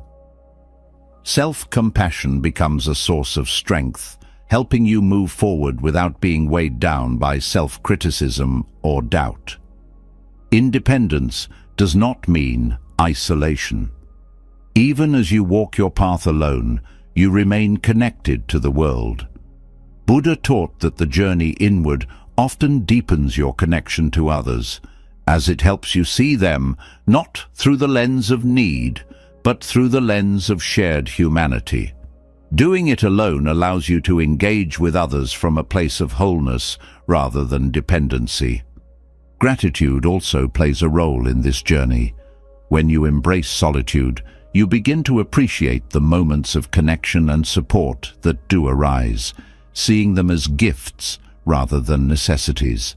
This gratitude enriches your relationships, as it shifts your focus from what others owe you to what they offer freely. It reminds you that while you can walk your path alone, you are never truly alone in the grander sense. Walking your path alone often involves letting go of the fear of judgment. The fear of what others might think can be a powerful barrier, keeping you stuck in inaction or conformity. When you release this fear, you reclaim your freedom to act authentically, to pursue what matters most to you without hesitation.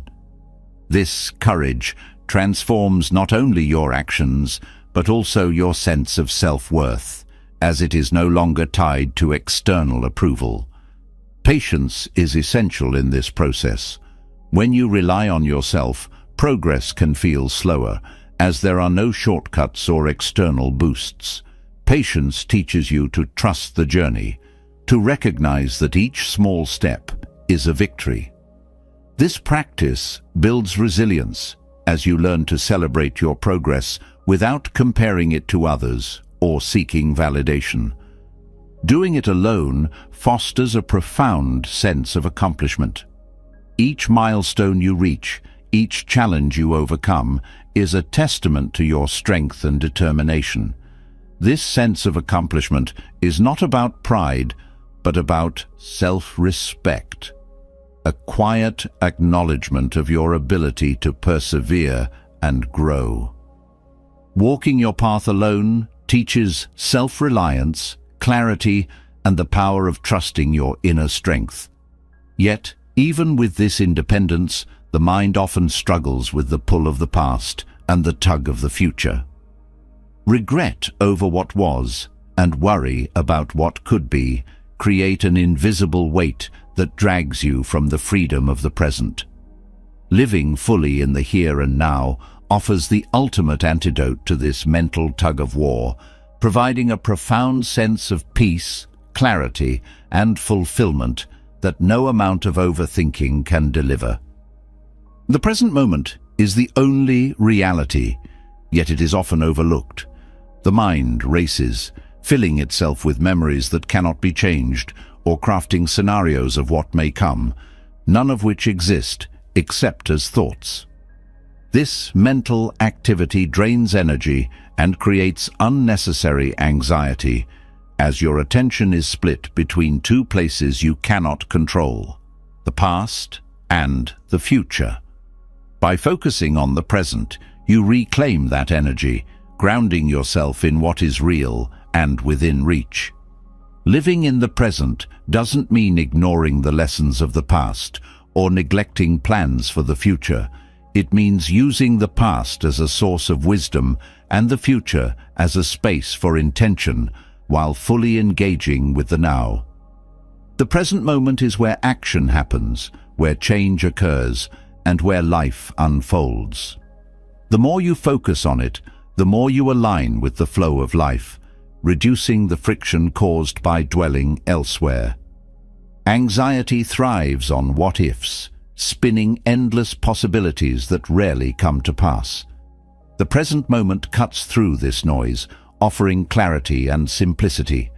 Here, there is no room for speculation, only what is, as it is. By fully embracing the now, you stop feeding the cycle of worry, allowing your mind to rest. This rest isn't passive, it's a state of active presence where you engage fully with life as it happens. The breath serves as a powerful anchor to the present. Unlike the mind, which constantly moves between timelines, the breath is always in the now. Paying attention to your breath draws you back to this moment, grounding you in your body and surroundings. This practice not only calms the mind, but also enhances awareness, helping you notice the details of life that often go unnoticed in the rush of thought. Letting go of judgment is essential for living in the present. The mind often labels experiences as good or bad, creating resistance to what is. This resistance pulls you out of the moment as you dwell on why things are not as you wish them to be. By releasing judgment, you accept life as it unfolds, finding peace in its natural flow. This acceptance doesn't mean passivity, but a willingness to engage with life as it is, rather than as you think it should be. Gratitude naturally arises in the present. When you focus on what is happening now, you become aware of life's small but profound gifts: the warmth of the sun, the sound of laughter, the feeling of connection. Gratitude shifts your perspective from what is missing to what is here, reducing anxiety and fostering contentment. This practice deepens your sense of abundance, reminding you that the present holds more than enough.